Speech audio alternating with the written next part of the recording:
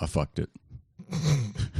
Reluctantly crouched at the starting line, engines pumping and thumping in time. The green light flashes, the flags go up, churning and burning. They yearn for the cup. They deftly maneuver and muscle for rank. Fast fuel burning fast on an empty tank. Rankless and wild, they pour through the turns. They're powerless, impotent, and secretly stern. As the speed goes through the finish, the flags go down, the fans go up, and they get out of town. The arena is empty except for one man, still driving and striving as fast as he can. He's going the distance.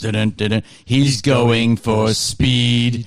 She's all alone in a time of need, because he's racing and pacing and plotting the course. He's fighting and biting and riding on his horse. He's going the distance. I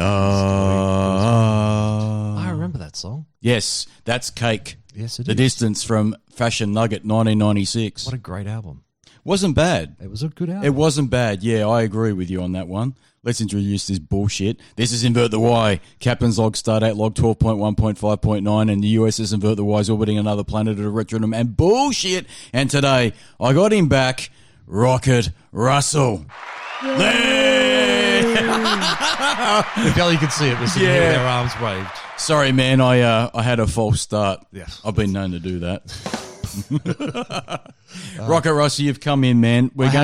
And I'll quickly, before we get started, Yes. I noticed that the last episode you aired was episode number 50. It was, yes. Congratulations Thanks, on man. making 50, man. That's a big milestone. Thanks, man. Yeah, it was. It's the most ambitious I've ever been in my life. Yeah, we've pumped out 50 episodes. Yeah, I saw that and I was like, oh, that's pretty cool. That's I a know. milestone. Dude. It was a milestone. You should be proud. I didn't think we'd get that far, and it's interesting because I've got a guy at work I've put onto it who's listening. Oh, shout out to the guy at work. Shout out to the guy at work, and he's saying how it's evolved. It has. I'll tell you something. Serious Sam, shout out to him. Haven't seen him for a while. I think he's a bit upset with me. He had a statistic, some kind of algorithm, because he's a very smart guy, and he was tracking the amount of the F-bombs I used to say in each podcast. Yep.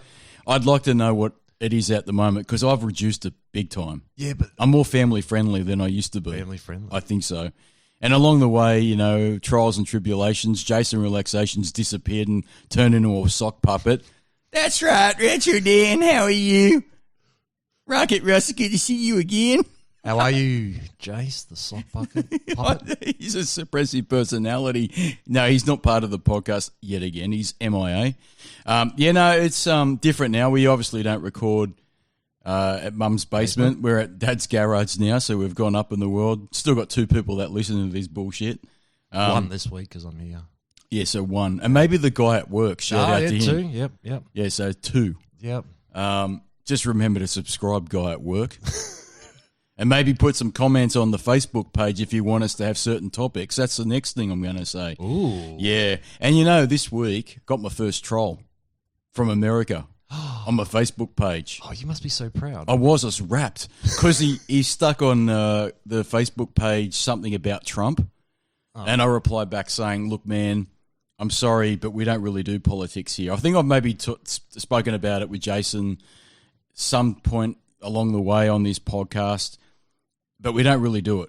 Politics. No. It's not our thing. And I said especially to him, American politics. I mean, yeah, I don't know enough about it. It's complicated. I don't know. I've had an American try to explain it to me, and I still don't understand it. It's just odd, man. Same. I had a guy that, when I was traveling around Europe, there was a guy that was in college at the time doing political science. Yep. And he knew everything about our political system.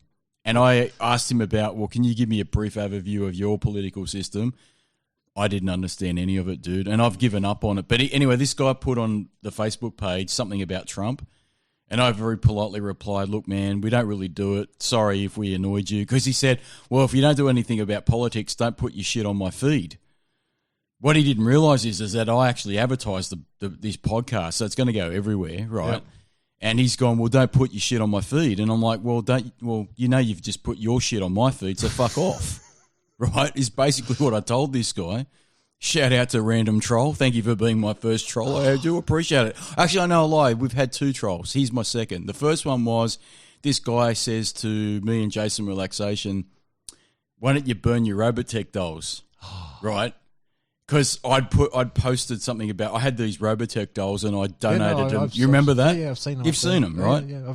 At the old studio. Laughed at Pedro, the story about Pedro doing the hair. Pedro, mate, he did some hairdressing on a doll. That is no bullshit. And this guy randomly posts on our Facebook page, why don't you burn your dolls? And I said, well, I'm not doing that, you fuck. Right? And that was it. Never heard back from him. So come at me, motherfuckers. I don't give a shit. Right? I like it. I actually enjoy it. You know? It's like watching that special of Jimmy Carr's where it's like heckle me. That's right. I don't mind. I don't take this shit seriously, you know, like, and I don't do it for money. I do it for love. I do it for fun.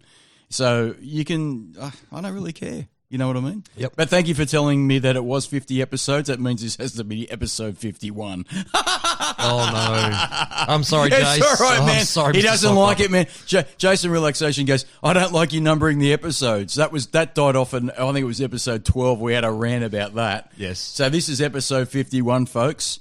And this episode... Unless he puts it up at a different time. No, I'll make this 51. You know why I'll make this 51? Because it's just finished. Yep. It's exactly. This is going to be a Formula One 2019 season review. So this is pertinent. It's time sensitive. See, Jason Relaxation and I used to have debates ages ago about, you know what?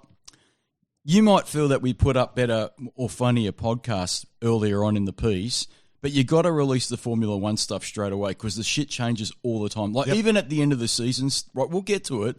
There's rumors and speculation going on all over the place. And if you release this in, say, 4 or 5 weeks, now you might listen to it in 4 or 5 weeks' time, but I need to date stamp it like pretty soon. Yep. Because it's irrelevant.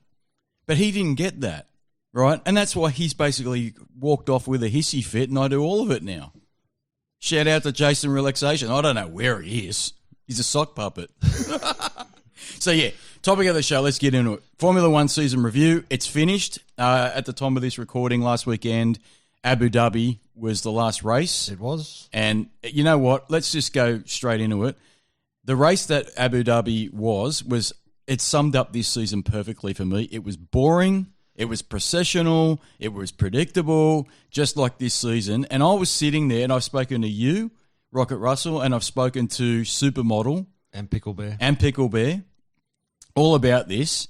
And I said that was the perfect scenario for this season because it was exactly what I just said. It was boring. And yet I know it's their job, but the ITV, not ITV, Sky F1 were basically saying, oh, well, it was a fantastic season. What a great season. And what a great way to end the season at Abu Dhabi. And I'm like, what season of Formula One were you watching, guys? But I know they have to say it. 3 good races, and that was after the summer break. Pretty much, dude. Maybe the race before the summer break, and then probably 2 or 3 after the summer break. And then it's been a procession again. It's been... And you know what? Abu Dhabi, I think Martin Brundle might have said it, and good on him. He said the way the Mercedes basically, went into the distance and was untouchable has gone back to the 2014 season where they were so dominant. They've become dominant again. So every other team, we'll get to it, the wheels are falling off literally, and no one can touch Mercedes at the end of the season. So I got a bad feeling about 2020. We might actually touch on that after this, Rocket Russell. Oh, yeah. We might have a little bit of a preview, roll the dice, see what we think might happen. Yeah, see, it's really early to even start thinking about that. I know, but I've got some theories on some driver movements that'll happen at the end of 2020. Yep. So what we wanted to do was go through team by team, driver by driver, and then at the end of that, we wanted to do a category of the Rookie of the Year because this year we had a number of rookies for the first time for a long time I can remember. And it's probably the highest number in years. Yeah, not just one rookie, like we had quite a few in the one hit. And so we thought we would actually give our impression of who the Rookie of the Year was. The result might surprise. It will. And it might differ from your opinion. Well, we've had a brief discussion and we know we've differed on a few things That's already. Right. So it should be fun. It should be fun. Let's get into it. All right, let's go team by team. Mercedes, winner of the Constructors' Championship again, I think the 6th year running since 2014, and also they had the Driver Championship as well with Lewis Hamilton. Mate, what I should say too, let's grade it. Like, let's give them a grade, like school. Yeah. Okay? Okay. Yep. That's what I'd plan on doing. So. Oh, see, great minds think alike, dude. Mercedes A+. Easy. Easy? You agree? They had a slight dip after the summer period. I don't think they had a dip as such. I think everyone caught up.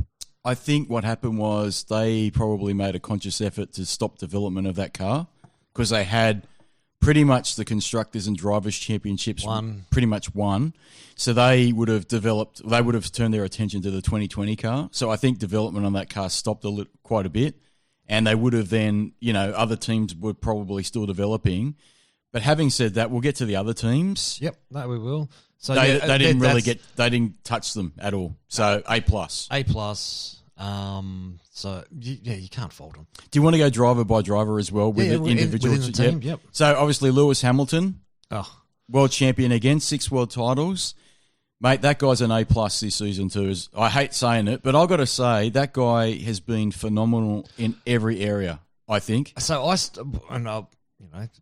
we've discussed this many times throughout the year that I really hated Lewis Hamilton at the start of the year. His whole swagger, his neglect of history. Yep. He sat there in interviews and was like, "Oh, yeah, is it? Am I?" Yeah. Do you remember when all of a sudden now after summer break, he's very up.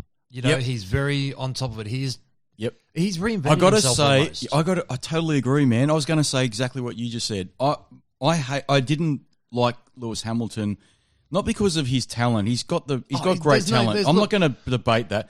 But what I was getting annoyed with him was when he kept denying about, titles and records that were about to be broken by him. When he was being interviewed by different publications saying, are you aware that you're one pole away from Ayrton Senna's pole, or if you win another race, you're going to catch Michael Schumacher's, or whatever it is? And he kept saying, oh, really? I don't pay attention to that. And you knew damn full well that he was. Let's look at previous years. He's watched them. Of course he does. He's been all over that. Of course. And then all of a sudden this year it was like, oh, yeah, I don't watch that. I don't watch that, yeah. But then all of a sudden summer break happens. I think somebody's given him a slap up the side of the head and said, mate, you're getting some bad publicity from this crap. I got to say, man. He's switched. He's almost bearable. I was going to say, if I just took from summer break to now, and I forgot all the history, I actually like him. Yeah, no, he's not. He's not being a dick. He's been quite personable. Yep. He's, been really good with the after-race chats. Yep. He's been, you know what, he hasn't had the sour grapes when things haven't gone his way. He's been a real great sportsman with Valtteri. We'll get to him in a minute. Yep. And he's been well aware of his records that he can break. Yeah. So he's being upfront saying, you know what, I am going to go for the records now. I am going to go for 7 world titles and equal Michael Schumacher. He's not denying that he wants to break all the records that Schumacher has laid out before him. I respect that. I'd rather him come clean and just say, yeah, I'm ambitious. I want to beat. I want the records, The entire F1 is about the history of F1. Yeah. Everything relates back to the history of F1. You can't deny that. No. So I don't know why. I think you're right. Maybe someone just spoke to him, but he just seems to carry himself better now since the summer break. I actually respect him now. Yeah, bar his vegan crap stuff. Oh, you know what? Come on. I don't care about what he does with that shit. Nah. What I care about is when he's on the track and he's being interviewed, he doesn't act like a twat, right? That's really self-righteous twat. Yeah, pretty much. And now he's actually being respectable, and so his behaviour is mirroring his talent on the track, and now he's just formidable. Yeah. The guy's formidable, man. Next year is going to be tough.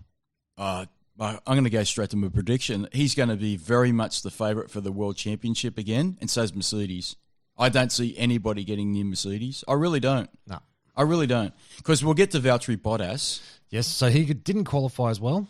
So I'm pretty sure this is out by a race. So he was out qualified by Lewis Hamilton, so it was 14-7. Oh, no, that's right, isn't it? 21. Yeah, 21, yeah. Yep, so, yeah, out qualified Bottas.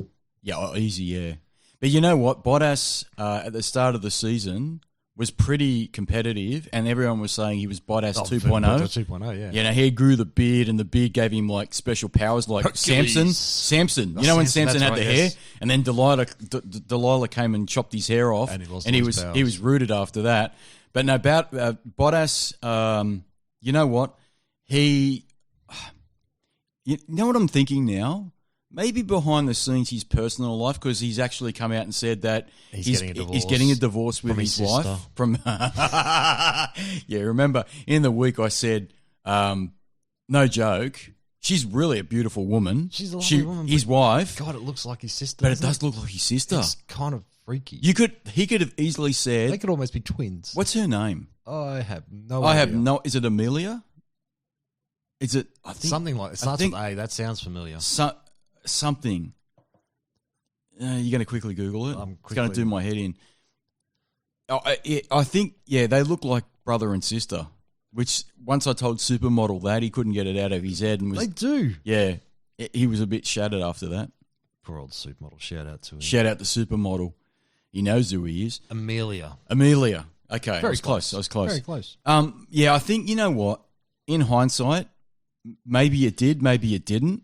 But his performance started to drop off mid-season. Mid-season dropped off. Yeah. Had a bit of an okay towards the back end of the season. So I'm guessing when the divorce was all decided and settled, he came back a little bit. But you know what? He looked rattled in Abu Dhabi. He didn't, because I don't know if you saw the interview with Sky F1, and they sort of sat him down and said, you're pretty, how your season, what did you think about it? And he said, I've got to work on a lot of things. And then somebody, I think it might have been Lazenby, he brought up, your difficulties in your personal life, we're sorry to hear that. Something came up. Yep. And I think that was the first time he's admitted it outside of I think he posted it on Twitter that he was getting divorced. I reckon it's got some, I'm just going to put it out there. I think it affected him. I really do. Yeah, well, I mean, the reason he's come out saying it is for his career. Yeah. He's sacrificing, she's hot. You know what I'd say? Fuck Formula One. I've made enough money. I'm not getting divorced. Because he's punching above his weight. Well and truly. He's Bottas. I'm sorry to tell him. Only because it's his sister. Because it's his sister. Hey, did we give we gave Hamilton a score? Oh no, we didn't. So Hamilton A+. A+, yeah. So him and Mercedes A+. Yep. I'm going to go a C+ for Bottas. Oh, I think you're being a bit harsh. I was going to go. Not really, because I think he really did fall away. I mean, his first couple of races were brilliant, and then he was nothing. Until just after the summer break. Yeah. I mean, that's a big chunk of the season to be, not nothing, but, there was no standouts. Yeah, and also, too, did you hear Ricardo when he was asked about if he was in the Mercedes car, would he have done a better job than Bottas? And he actually said, well, I'm not saying Valtteri didn't do a good job, but I would have done a better job in that car for sure. He's not saying I would beat Hamilton, but I would have been a lot closer. A good shot. I'll tell you what, I think that's true. So, look, Bottas, I'm going to say B-, because I think he started... C+, B-. Yeah, it's potato. But I'm just being kind on the poor guy. No, look, I think he's if he had have done more in the middle part of the season, he would have got the B. But I think it's just the middle part of the season which killed him. Yeah, I don't disagree. He did fall off pretty hard after, I'd say, the summer break. Yeah. It was probably tough on him. Before the sun break. There was just before. Yeah, but in Australia, he was awesome. Was at Bahrain, he was pretty competitive. There was those early... He had glimpses. Yeah. But nothing... Nothing stood out after that. No. And I mean, and saying that, I mean, he is against Hamilton, who is a class act. The dude's on fire, man. And look, I go back to him again. I'm glad you picked up on it because I was too. He's much more humble in a good way when he's being interviewed. He's aware of the records. He's not hiding the fact that he wants to go for it. He's not hiding the fact that he's ambitious. I think he's being a less chatty on the radio and giving shit to the team. Remember we was bad-mouthing the team a little bit with... Why have you done this, guys? Why have you done this, guys? Why'd you leave these tyres on? I think we've made a mistake. He's actually shutting his trap a little bit on the radio. I respect that more.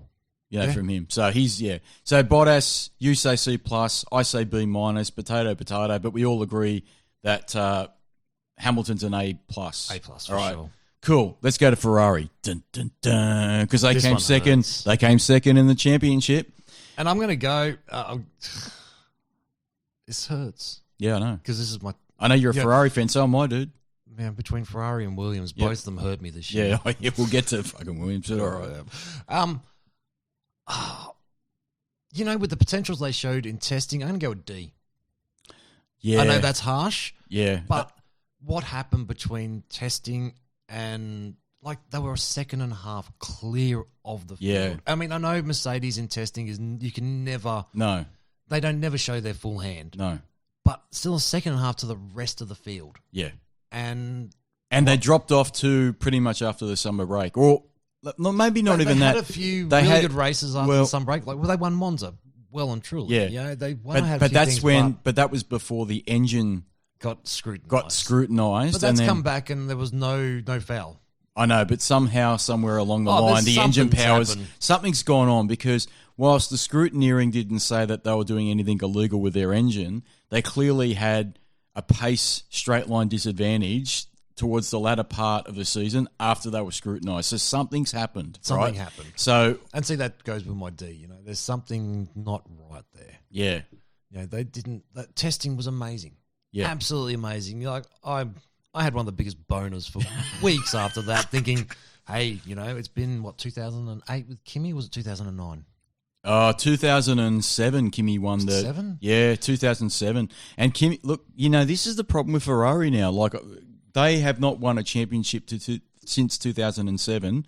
They almost won it with Felipe Massa in 2008 or 9. Was at Eight, one eight, point, eight, wasn't it? eight, because 9...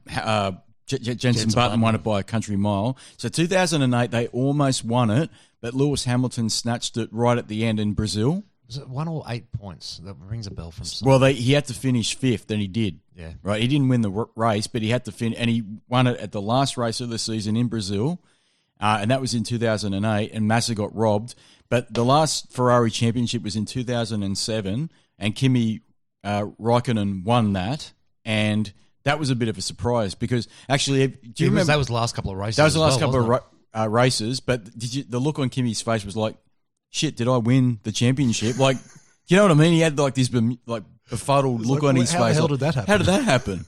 You know, that's I love Kimi. Yeah, Kimi's awesome. So Ferrari, your overall score was A D. I'm going to give them a D minus. Ooh. Yeah, I because thought I was being controversial. No, because I think there was something wrong with that car that they didn't develop properly. They've openly admitted they went with a low friction theory, but a low friction means low downforce. Yeah, low but downforce doesn't work. But they got progressively worse as the season went on. So something in their development program was off. And the other thing was that if you look at their strategies they made, they screwed Leclerc. I think there's Yeah. actually a table I was looking at this morning about, it was a list by list of how Leclerc was screwed. Yes. Over and over. Leclerc again. got screwed so many times. And so I'm not just looking at the car now, I'm looking at the team. Oh, because that car wasn't as bad as the results. I think the team was horrible, and they have were. been for the last couple of years. Yeah. I think Binotto is doing good, Yeah. but I think we're not going to see it until maybe 2021, the stuff he's doing behind the scenes. Because, I mean, he's a new principal this year. What's his name? Stefan, what's Domenicali. Domenicali. But he'd gone ages ago. You're talking about Arriva Bene. Arriva Bene, sorry. Yeah, Arriva Bene was the predecessor. So they've come out and said this year they're changing their management structure back to, The Arriva Bene years. well, before that, back to Domenicali years. Domenicali years, where it was, you know, an umbrella. Yeah. But at the moment, it's a pole. It's Yeah. you know, everything goes up. And so they've changed that. So, it's been a bad year. Yeah, that's why I give him a D minus because the car, yes, it was off. The philosophy of the car was wrong, Very wrong. But having said that, I think their development program was off as well. But even if you excuse the car, the human beings hitting the buttons on the pit wall, calling the shots, were really off this year, and that was inexcusable because at that. So you got to remember, Ferrari have got potentially the best people on the pit wall because they've got the most money, so they pay whatever the hell they want to pay for, you know, salaries to get the best people, and those guys are the best in the business, apart from maybe a Mercedes, and they were so off with their pit strategy this year. Leclerc, what would you say? At least 2 race victories where he was cost. They cost him 2 race victories. At least 2. I'd say 3. Potentially, yeah, Easily 3. yeah. So so I give them a D because I think the combination of wrong philosophy, bad pit calling or pit strategies, and also R&D. Preference to Seb. Yeah, that cost them too. They've got to get over that shit as well. They've still got this thing in their head that they need a number one driver, and I think those days are gone, right?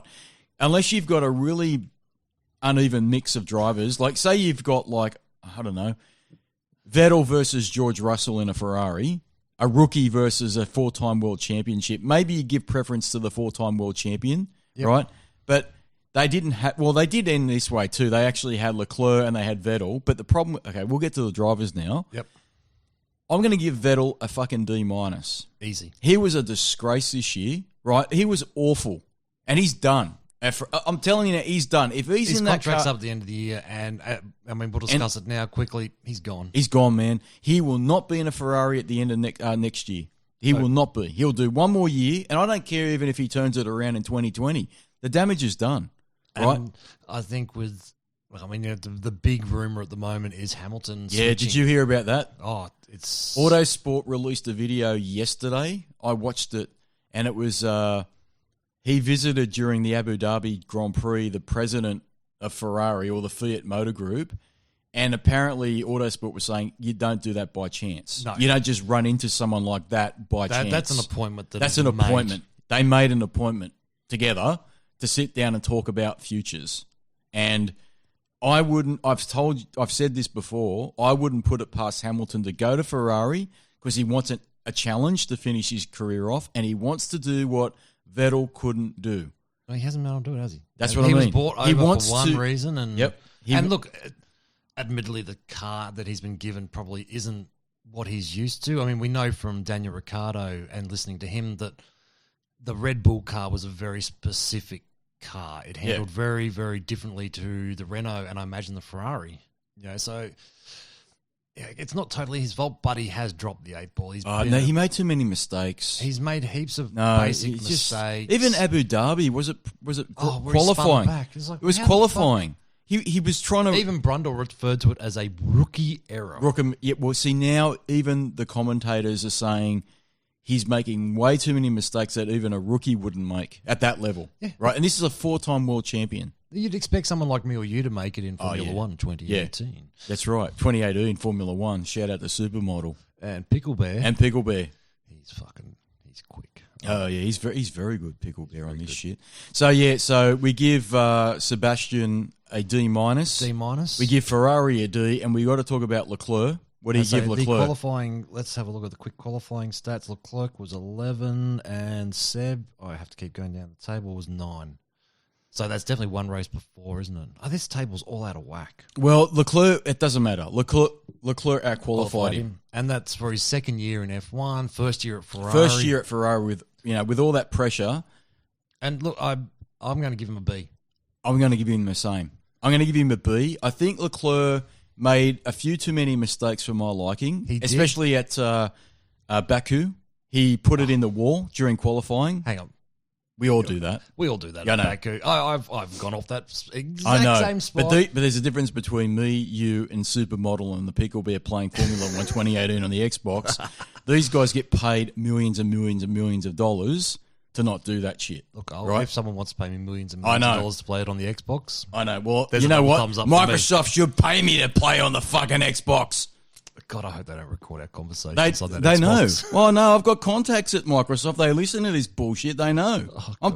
You know that they know because there's a certain person that has affiliation with them. Yes, we all know. Yes. And they laugh whenever I piss and shit on the Xbox.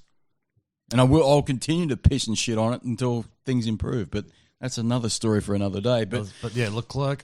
Look, I think he has, for his second season, I think he's learnt a lot. I think towards the start of the season, he was a bit of a pussy. I think that touch with Max Verstappen. Yep. Was that Hungary? No, was that Red Bull? Red Bull Ring, where they Austria. had the wheel, wheel slam. I Yeah. think he learnt a lot from that and came back slightly a different driver. I think he was a tougher driver. Yeah. He let people go around him. After Max gave him that little slam, didn't get a penalty, I think he went, okay, well, I can drive a bit harder, He can get away with that. I can get away with that. Well, you know what? Around the midpoint of the season, I think Ferrari should have shifted their focus from Vettel to Leclerc because Leclerc was driving way better than Sebastian was. Yep. And, Sebastian was pathetic this year. I don't care what anyone says. He was at that level for driving a Ferrari. You don't drive for like that. For a multiple world champion. You don't. I'm sorry. It's almost like he needs fucking glasses. I'm being serious. And how do you make those mistakes and walk away to tell the tale? And I actually think Sebastian's rattled. Was it Abu Dhabi when he went off for qualifying? He shook his head, walked back to the pits or something like this, and he he'd given up. And he was making comments as well like, oh, well, I'm falling out of love with Formula One with all these rules. And, you know, when the, what was it, the engine blew up somewhere, I can't remember what race it was, he says, bring back the V10s or bring back the V12s. Come on, you know. I think he's got one more year in Formula One. I'm telling you now, he does. He's just had his third kid. Yep. You know. Well, there was Autosport. Someone's put it up as well, saying that is he going to pull a Nico Rosberg, where he just announces suddenly he's retiring. Yeah. I can't see Sebastian Vettel going into the 2021 season on his current form. I just can't see it. He'll just give it away. Not in a top tier team. No, he Definitely won't. not in a top tier team. Because I think top tier teams, we'll discuss this towards the end, but I think there's going to be a lot of changes and it's going to be a very interesting 2021. I do too. If the rules change, we're going to have to suffer through next year because next year basically we're using the same cars. Yeah, we know it's got the result will be next year. We just know. But we'll get to that. Let's get to Red Bull Racing Honda. I'm going to give Red Bull, them an A-. Well, let's see. We're very close. Do you want my rationale? Okay, go for it. I almost went a B+. Oh, well, that's right. I almost went a B+. I'm teetering. I'm flip-flopping. Well, I'm a B+. Okay. All right. I say A- only because Honda, I think, have done better than we all thought they would. Honda have done amazing, and that's my B+. If it hadn't been for that. I mean, I don't think they've had a stellar season. No. They've had a couple of wins. They've had some... Well, I mean, Max got his first pole position, didn't he, during the year? He got it, and he's had a couple of race victories too. He's had a couple of race victories. I think all round, it's been not a great year in Red Bull's scheme of things. I think they've achieved their targets though, Rocket Russell, because they went into this season going, we've got the new Honda engine. This is a installation test type year for us. We don't plan to really be competitive this year. I do feel that their results probably surprised them and Honda, but also too... their results were good enough for Honda to re-sign. Yes, exactly right. Yeah. Exactly. Honda were flip-flop. They weren't committed to beyond 2020, and they've just re-signed till end of 2021, haven't they? Or 2022. Yeah, something like that. Something like that. Or maybe it's beyond that. No, it's not a major deal. Is it 3 years? I think it's we'll touch on the 2021 regulations, and if we like what the car does, we'll hang around. If not, we'll... Yeah, but they definitely re-signed. They've re-signed, I think it's to the end of 2021. Okay, but they've committed to... They've committed. So that's better, because, they'd only committed to the end of the year. And again, I'll get to McLaren, but I feel that that's a great fit for Red Bull, because they've got a works manufacturer behind them now, and they're going to benefit from that at some point.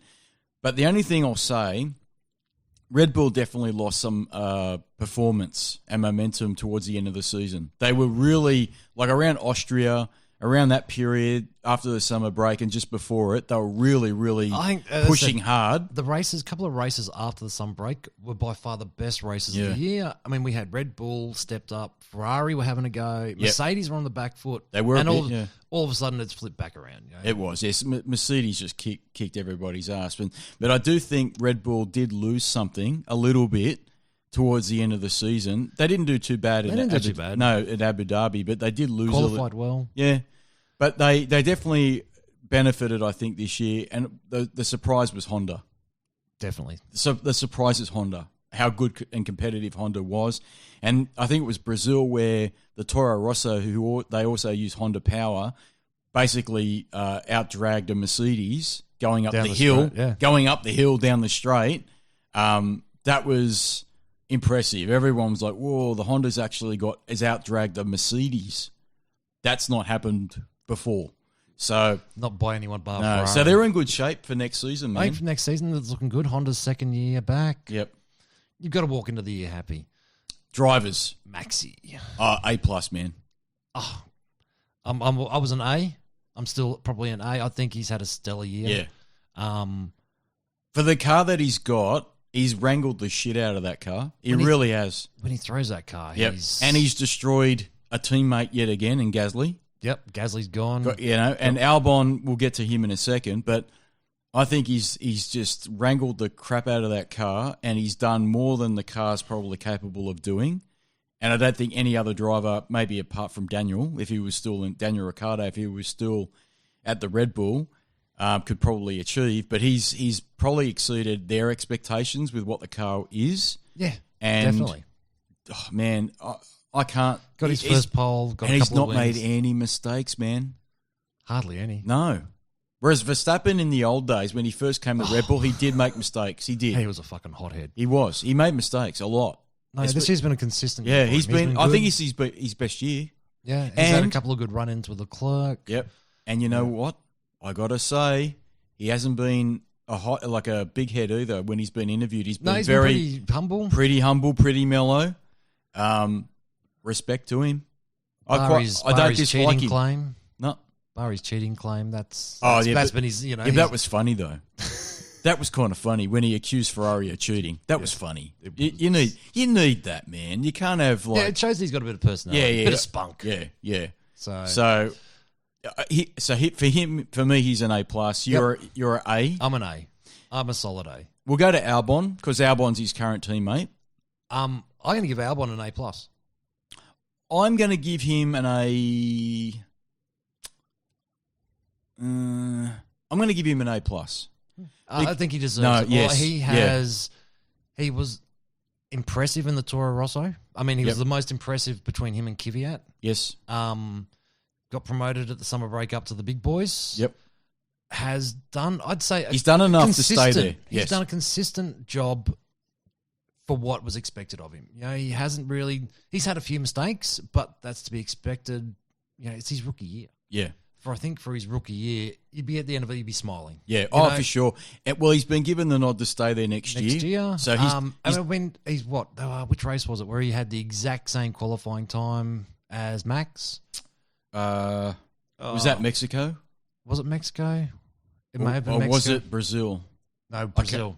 Brazil. Where they had the exact same qualifying time. I would have walked straight to the casino after that. Yeah, for sure. No, he's done what he needed to do. He was not expected to beat Max. No. But he's done enough to keep him in the seat for next year. He's been consistent. Yep. He hasn't made silly mistakes. No. Look, he's really good on the interviews. I mean, you have to say those...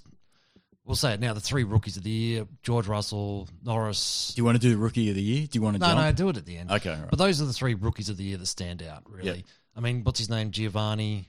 Giovinazzi's not a rookie, was that's his second year, wasn't he? Did he? Yeah, he did a year before. He was in Sauber last year. Yeah. I think those three have actually shown great promise in the interviewing. They've all really... Like Lando Norris is absolutely piss funny. Well, you know what? All these guys are trained from the very beginning. I mean, they're what Norris turned 20 during the year, but they're groomed. You got to remember they're being groomed, right? So they're but they're personable. You look at the years previous where some of the drivers have just been dicks, bad interviews, dicks, been dicks, yeah. But these all three of them first year, I think they've stood up. Yeah, well, yeah. So Albon's. I think he's done what he needed to do, and Verstappen's been awesome. But you know what, Rocket Russell? Oh. We've got a surprise because in Invert the Y, we're so popular, we've actually got contacts with Dr. Helmut Marko. Is that happening? Yes. Did you arrange that? I did arrange that, and I'm going to try and call Dr. Helmut Marko now to see what he thinks of the Red Bull season. So let's see if we can get him on the blower. If we don't, he might ring us back if he's got... Oh, have you got the Bluetooth hooked up? Oh, yeah. I'm all over this, man. Good at this, aren't you? I'm getting pretty good. Well, I say that now, but you never know. I might. This could go all bad. This could go real bad. Should never do these things live. We need a 3-second delay. No. So I'm just going to see if Dr. Helmut Marko's available. This is live, folks, so we don't know. You did discuss it with him. I did discuss it with him, yeah, but he might be busy. He's a busy man. He is a very busy man. Yeah. Oh, it's ringing in my ears. Oh, you'll hear it, yeah. This isn't good. He's a very busy man. This isn't. I'll leave a message. Don't. Yeah, hello. Oh, is that Dr. Helmut Marko? Oh, yes, it's Dr. Helmut Marko here. How are you doing? Well, Dr. Helmut Marko, this is Retro Dan and Rocket Russell. You're live on Invert the Y. Oh, my goodness. I have not prepared for this moment, but I will do what I can. Dr. Helmut Marko, Rocket Russell and I just discussing the F1 season in review, and we're up to Red Bull. We just wanted to get your thoughts on how you felt Red Bull was going this year, how they went this year. Look, we had some good races. Max was very, very good. Unfortunately, Pierre did not know how to drive the fucking car. So we had a lot of bad results with him. And then luckily, Alex, he come in the car. He does pretty good as well. But that fuck with Lewis Hamilton, he fucking crashed him. He should have been on the podium. And then suddenly Pierre can drive a shit car. I just don't understand how that man works. But apart from that, it was not a bad year for us. So here at Invert the Y, we've actually given you a score, Dr. Helmet. What did we give the team? We gave the team an A. We gave them an A. An A for the year? I think it was an A. Yep. We've given Maxi Look, the first year with the Honda, we are away from those fucking French in the fucking Renault. They're fucking idiots. It is not good. It's pretty good. The Japanese, they're pretty happy. And you've re-signed them for, was that 2 years you've re-signed Honda? Look, yes, into 2021, we will see how the car goes. We'll see what happens. You've been very happy with the Honda this year, Dr. Helmet, Marco? Look, it's been pretty good for us. We can't complain. A couple of wins, As I said, just unfortunately, Pierre does not know how to drive the fucking car. So, a few results probably did not go our way. And what did you think of Max's performance this year? Look, he's a very strange-looking person, but he can drive the fucking car. And how did it feel to get his first pole of the year? Were you there at the race? Was there a big celebration afterwards? Look, I don't want to say anything, but we definitely did get on the gas. No pun intended.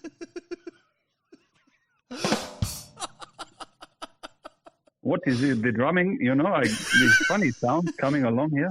Sorry, Dr. Helmet, Marco. There's sometimes just some interference on the phone. Fuck, I'm crying. So what's your prediction for next year? What do you think in terms of competitiveness? Do you think Red Bull can actually fight for the front against Mercedes next year? Is that your hope? I don't know. Alex now will be second year in the car. Maybe he can do a little better. But Max, he's probably one day going to be the champion. I just do not know if next year will be the year. Oh, okay. Mercedes are just too dominant. You think 2021's where you're aiming? Look, I think as everyone is, to 2021 is where we are trying to do a better job. I think also Valtteri next year, hopefully, he can beat that fucking Hamilton, because I'm sick of seeing that can't win all the time. Dr. Helmet. It's been an enlightening conversation. Dr. Helmet, Marco, we know you're very busy. Have you got anything else that you want to say before you head off? Red Bull gives you wings. Dr. Helmet, Marco, thank you very much for... Again, I think you have a plumbing leak or a drum or something going on there. We have a few leaks here, Dr. Helmet, Marco, like some Renault engines you used to have back in 2018. The Renault engine maybe is good now, but that Cyril, he's a bit of a fuck. I don't know what to say about him. He want to have a threesome with me and my wife. It's quite strange, but the French people, they're very odd people. You don't like Cyril Abiteboul? Look, he's a fucking used car salesman if I have ever seen one. Do you think he sold Daniel the story? A fucking lemon. He sold him the fucking kitchen sink. He doesn't even need a sink. To drive a fucking Formula 1 car, what do you need a sink for, Were you surprised that Daniel Ricciardo left Red Bull and went to Renault, Dr. Helmet? Look, he probably didn't get treated as good as he should have. I was, maybe once or twice I should have given him a reach around, but, I didn't opt for it. But, he's a good young man, and hopefully one day, we get a good car, he can win the championship as well. Even if it's in a Renault? Well, look, let's be realistic. That thing is a bucket of fucking bolts. I just cannot see it winning. I can't either, Dr. Helmet, Marco. I really can't. Dr. Helmet, Mark. I've got my friend Heinz Harold Frentzen. He is calling me on the other line. He's quite a good man. He used to race for a few teams. Yes, he used to race for Williams. He won at Imola. And Jordan. And Jordan. Race at Imola. Yes, 1997. He's a very funny name, but when he gets behind the wheel, nothing funny about that. I'll tell you something now, Dr. Helmet, Marco. You look at a picture of Heinz Harold Frentzen, and David Duchovny from the X-Files, they look the same. That's no bullshit. Now would be a very fun devil's tricycle for me to ride, you know.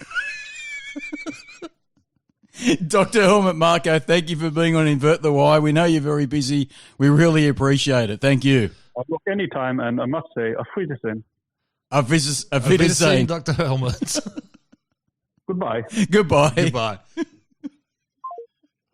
Oh, fuck. He's a great guy, Dr. Helmut Marko. He's a champion to take a call like that. I mean, what's the time in Austria? Well, you see the strings I pull. I'll tell you. What do I have to do to get more subscribers? I've got the personal landline phone number of Dr. Helmut Marko. That's all I got to say. I'll tell you, to answer a call in Austria. I know. It cost me a lot of money. Oh, God. What, you're not on one of those... No, I don't have Patreon. Patreon. Oh, you make money with that bullshit. Oh, that's that thing. No, I'm talking about, 2:15 a.m. he's answered the phone call. That's how powerful you are. That's right. The interesting thing about Dr. Helmut Marko is he has so many different accents. He swings around about. He swings around on all sorts of shit. Okay, so let's go from Red Bull to McLaren Renault. So McLaren running the Renault engines again this year. Last year. And last year. And they got one more year of Renault, and then they go back to Mercedes. That says a lot. I'm going to give McLaren Renault, I'm going to give them an A. Ah, see, we're close. I actually am giving him an A+. Because I was close on that. I think it has been a stellar season for them. I was going to give them an A+, but I thought A. I'll just take it back a bit. You can't. They've been there. They've been good. They've been brilliant. Their drivers, was it Lando Norris 11 to Sainz is 10. Yep.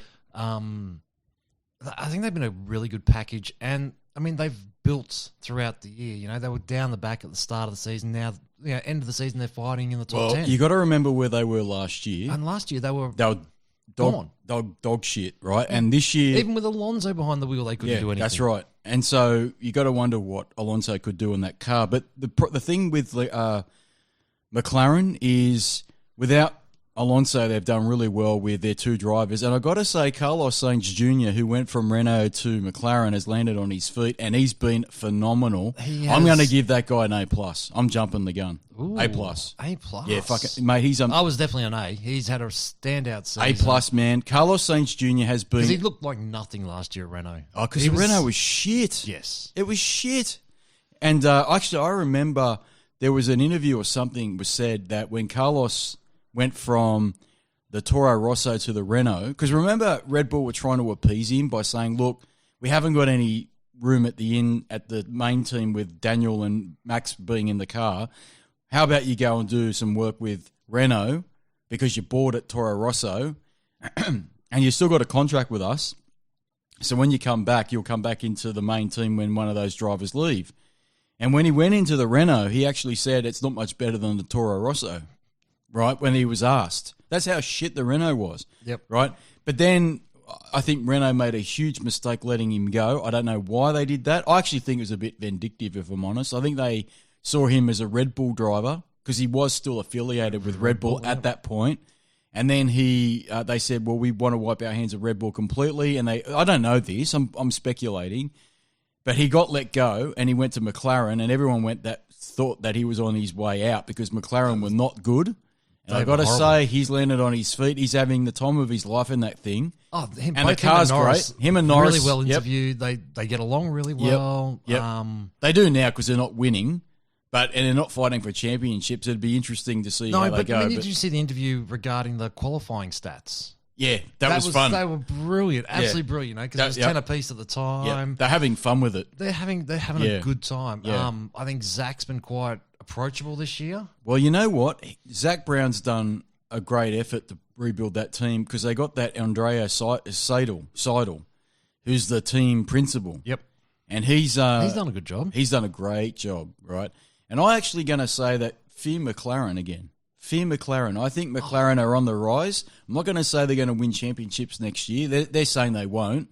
But they're in good position for 2021. They're in a great position for 2021. They've got that oil money now. Yep, they've got they've had that for a while. But it's really flowing now. It's flowing. Now that, I think it was flowing when they weren't winning. Now that they've, not winning, but they've really progressed, I reckon. And they've Or always had great facilities, so they don't need to spend a bucket load now to avoid the budget cap in 2021. They've got all the facilities they need. I reckon the McLaren are a real force again. I really do. I think next year will be another great year because I can't. No, they won't go backwards, I don't think. No, I think they'll go forwards. I think they'll be taking more to Red Bull.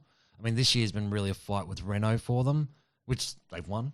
Well, you know what? The Renault engine's not bad.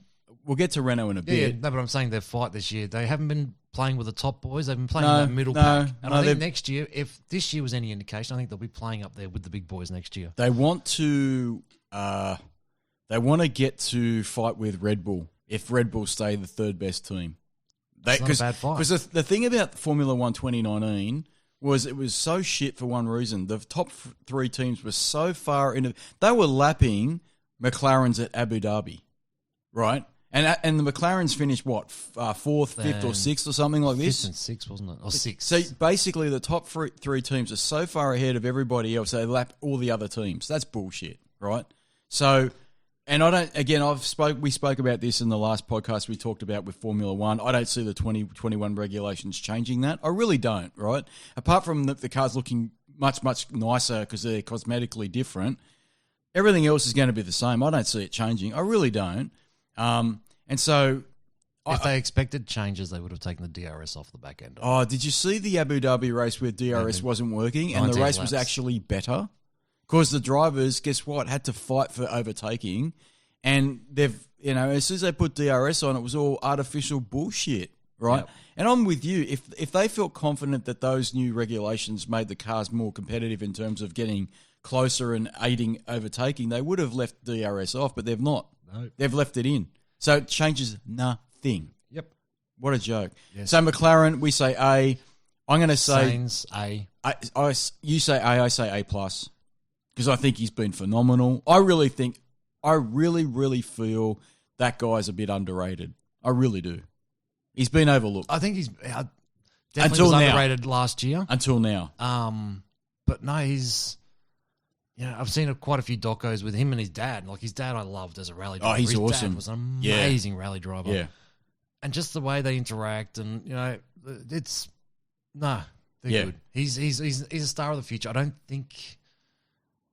He's a world championship contender. No, he's not yet, but I think he's... You know what? He needs to mature a little bit, and he might take a little bit longer to mature than, say, a Max Verstappen, because I think he's older than Max, isn't he, by a year or 2 years? Yep. So he needs to mature a little bit longer than Verstappen does. I don't think he's got the raw talent of Verstappen. No. But he's got... But one of the interviews, they were talking to his dad, and his dad said the same thing. He doesn't have raw talent, but the amount of hours he puts into training and practice makes up for not having the raw And you know talent. what? I think he's a smart driver. I think he's intelligent. He's a smart guy. But I think he's intelligent. You know why? Because I think when he's racing, you know how sometimes drivers have got raw talent, but they're not the most intelligent? They're all smart guys, but what I'm saying is Nico Rosberg was always more intelligent, I think, as a racer than maybe Lewis Hamilton was in the early days of Mercedes, because he'd outthink and out-strategize other drivers, right? But I think Carlos Sainz is like that. He's like a Nico Rosberg. He doesn't have the best talent in the world, the natural raw talent, but he's got a very smart F1 brain. Yep. And he can outthink other drivers, I think. And I think Daniel Ricciardo's like that too. Daniel Ricciardo's a legend, but we'll get to him, man. We'll get to him. So we happy with McLaren? We haven't discussed Lando. Lando. So how can we forget Lando? Oh, okay. Well, he's an A+ too, man. He's standout year. He's an A+. He's an A+. To qualify where he has first year, to put the car where he has, he's done well. He's A+, man. Minimal mistakes, great interviews. Yep. He's awesome. He's awesome. So I'm into that iRacing crap. I don't watch that, no, man. I race it, but I watch it a lot as well. Him and Max are on it a fair bit. Oh, okay, yep. Lando's got his own channel. Funny as fuck.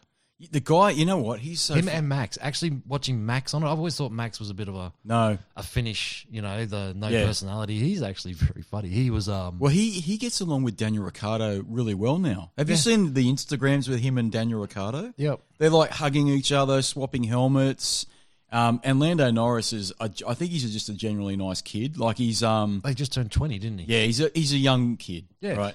But watching him on his YouTube channel with Max and all that, they're good guys. And the Instagram, You know, there's this is some why very funny stuff. This is why I like Max this year.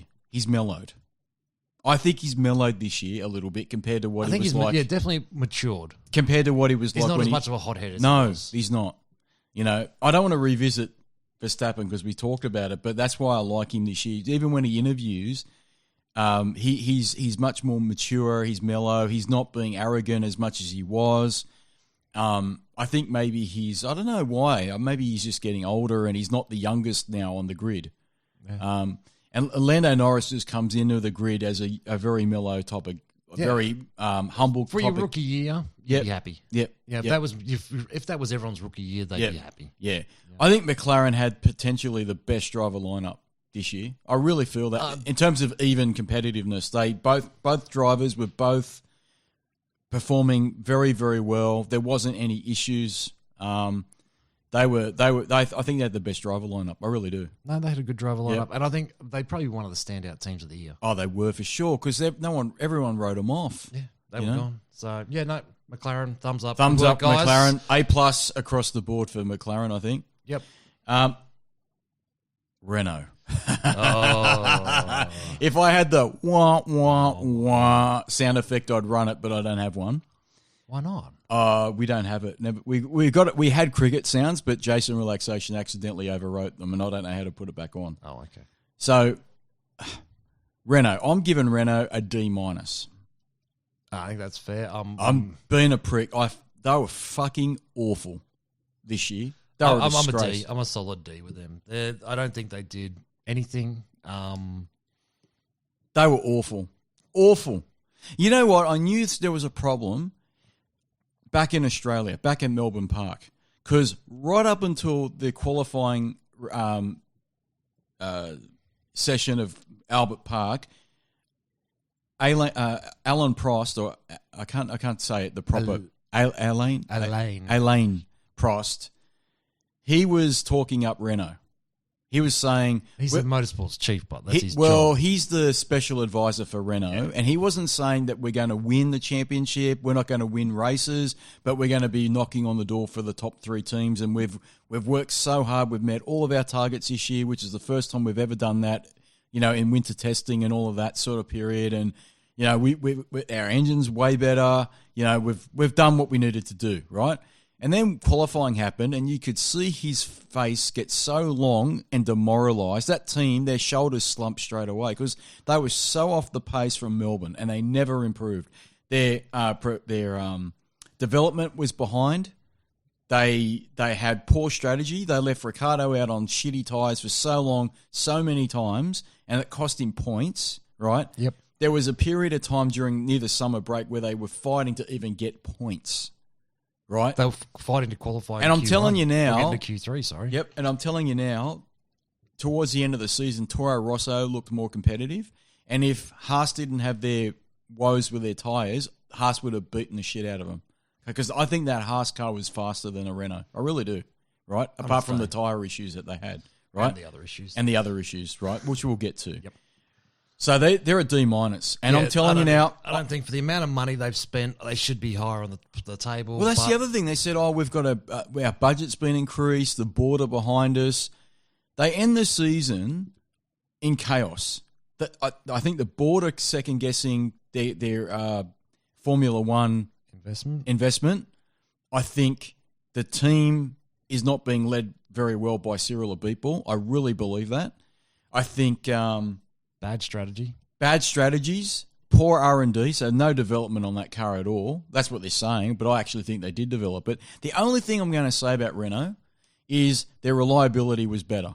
Because that motor's been good. That motor's been good. I think their letdown now is their chassis and aerodynamics. Yeah, the only engine blow-up they had was in Abu Dhabi, but that was because Daniel had a really old engine in the back of that thing for practice. I think it was P1. That engine failed, and they knew it would probably go. And it was only going to be used for practice, so it didn't cost him anything. No. But in terms of the races, that car's been pretty reliable, and that's the only thing they can take away with them at the end of the year, going, you know what, at least we've got our reliability, but Jesus Christ, they've got to find so much time over the winter period to try and catch up to any of these teams. Even McLaren. Oh. Even McLaren is so far ahead of them. Yeah, you know, like I don't even know how they're going to beat a fourth best team, which is McLaren. They're awful. Yeah, it's a long road. So what did you give him again? I gave him a D. I gave him D- because they shit me, Yeah. right? Now, the drivers. So let's go to Nico Hulkenberg first. He's out of Formula One. He didn't get a seat. No seat. He got basically replaced by incoming Esteban Ocon for next year. He didn't get a seat in any other team in Formula One, so he's out. He's gone. But I'm going to give Nico a C this year. I'm going to give him a C minus. He's had a solid year. Nothing stand out. No, he's been off colour, I think. And again, if we go back down to our little table here, where's his name? Daniel Ricciardo, 14. Why the hell can I not see his name? Hulkenberg, 7. Daniel smashed him in qualifying. Yep. Right? And beat him in the races as well in terms of points. So Nico Hulkenberg, when Daniel Ricciardo went into that team, they all said, oh, this would be interesting because for the first time, Nico Hulkenberg's got a decent teammate. Because remember, leading up to... He had Grosjean, wasn't it? Was it Grosjean? He had... Sainz. He had Carlos Sainz, which was definitely a great teammate, but he wasn't there long enough. No. And he had Jolyon Palmer in the first year at Renault, which he was shit. He got kicked out of his first season of Formula One. Yep. Who else did he have? He had pretty average teammates, and then Daniel came into it, and everyone was like, okay, this is his true test now. And unfortunately, Daniel smashed him, right? But I really feel that Nico Hulkenberg's motivation was lacking this year. He didn't seem like he just went through the motions. The car was, I think, not the car that was promised to him. Because remember, he went from Force India, when they were Force India, to Renault on the back of the idea that they're a works manufacturing team. They're going to invest heavily into the program. And at some point during his 3-year tenure at that team, he was going to see results. And you know what? He didn't. Nothing. And there's a picture of him after the German Grand Prix where he put the car into the wall when he was looking for a podium, his first podium finish. He looked so despondent, so shattered because he knew that was it. And shortly after that, surprise, surprise, they announced Ocon replacing him. Yep. So I think even Cyril Abiteboul had enough of him, right? It just, there was no standout for him in this year. No, it was just, he's a C. like you said, it was just like a emotion. No, there was no... Look, I'm sure behind the scenes there was, but from what we saw as the general public, there was nothing there. No, he looked like he just had enough. Yeah. And he just had that, even when he was interviewed, like, well, you don't have a Formula One seat, what are you going to do? He goes, oh, well, life will go on. Yeah. You know, just didn't give a shit. So I've earned my money. I've earned my money. You know, he goes, there are other options, but he doesn't want to do DTM. He doesn't want to do any of that. He's been on record saying that. So I don't know what the hell he's going to do. You've said that he doesn't want to do Formula E because I said maybe he'd do that. Formula E's all full as well now. Exactly right. So he's not racing next year, right? Not in anything. No. And then they were saying, well, do you want to do simulation work at the factory or do you want to do testing roles with other teams? And he's turned it all down. So he's not. You know what? That guy's going to take his bag of money. And he's just going to live his good life with the hottest girlfriend on the grid. Have you seen his girlfriend? No. Oh, Jesus Christ, she's smoking. So why would you race cars when you got her? I don't know. I haven't and it doesn't look like his sister. I'm telling you now. Doesn't look like his sister. So let's move on to Daniel. What do we give? So you give Nico what? He's a C. There was no standout. So we both agree. Yeah, he wasn't. It wasn't. No. There's nothing you could really... It's one of those years where I'm struggling to... There were no good points, there were no bad points. He was consistently shit. No. There was... Yeah. So let's get to Daniel Ricciardo. I'm going to be up front. He's my favourite Formula One driver. Oh, he's got to be. He's awesome. As far as current crop of drivers with a personality, he's got to be... I mean, he's got to be top of the pops. You look at that... I think he's one of the most well-liked in the paddock too, because I think every driver, you see him in photos and you see him talking to all the drivers... I don't think any of those drivers don't respect him. No, they will love him. Look at that interview, the driver interview, where he had Lando Norris. Oh, that was funny. Pissing himself. Lando was wetting himself. Yeah. Do you have pubes? Do you even have pubes yet, Lando? It was, What do you give Daniel Ricciardo in his first year at Renault? Look, he's had some moments. He's had some mistakes. He's had some shitty strategies. He's had some shitty cars. If I look at as a package, I think he's managed to keep himself happy. He looks very happy. He's kept the motivation. Yep. I was listening to an interview with him just the other night, and he's still walking into next year selling the used car salesman dream that he's going to be in there. To be able to walk out of a year like that And I think you said it the other day to me when we were playing F1 was he can look at Red Bull this year and they haven't done anything yet. No, that's right. It's not like he didn't lose anything. On no a championship title. So what did he lose? Max won 3 races? Yeah. So he's probably saying to himself, well, maybe I could have won 1 or 2 races this year, but it's not what I want. I don't care about race wins. I want titles. I want titles, yeah. So he's not losing anything by having gone to Renault. It's hard to... my view will be skewed because he's Daniel Ricciardo. He's an Aussie. I'm going to go B. For managing to be able to walk away from a shitty year like that and still be as motivated and as positive as you are. I was going to give him a B+. Yeah. And this is my rationale. He beat a very tough teammate and made that teammate look average. He rallied the team around him, right? So you got to remember all of these factors here. So he got the team to rally around him. Yes. Right? So he goes into 2020 with the team rallying around him and he's going to be the number 1 driver. That's something he never got at Red Bull, right? So he 100% has achieved his target and he knew he wasn't going to win a title this year, let alone a race, let alone a podium. So he knew that he was going to achieve one thing, and that's to get the team on his side, and he did it. He's done that. Right, against a guy that was formidable, against the guy that had been in the team 2 seasons prior to him arriving. Yeah, and I mean, the car, you had those 2 years, you've had the car built around you. You should have performed a little bit better. When he first started racing in that Renault, he wasn't driving that well, and he came out saying, I need to learn how to drive this car. It's not what I'm used to, because he was he went from a Red Bull and he could brake late into the corners and he had better grip. Famous for being able to all that stuff, right?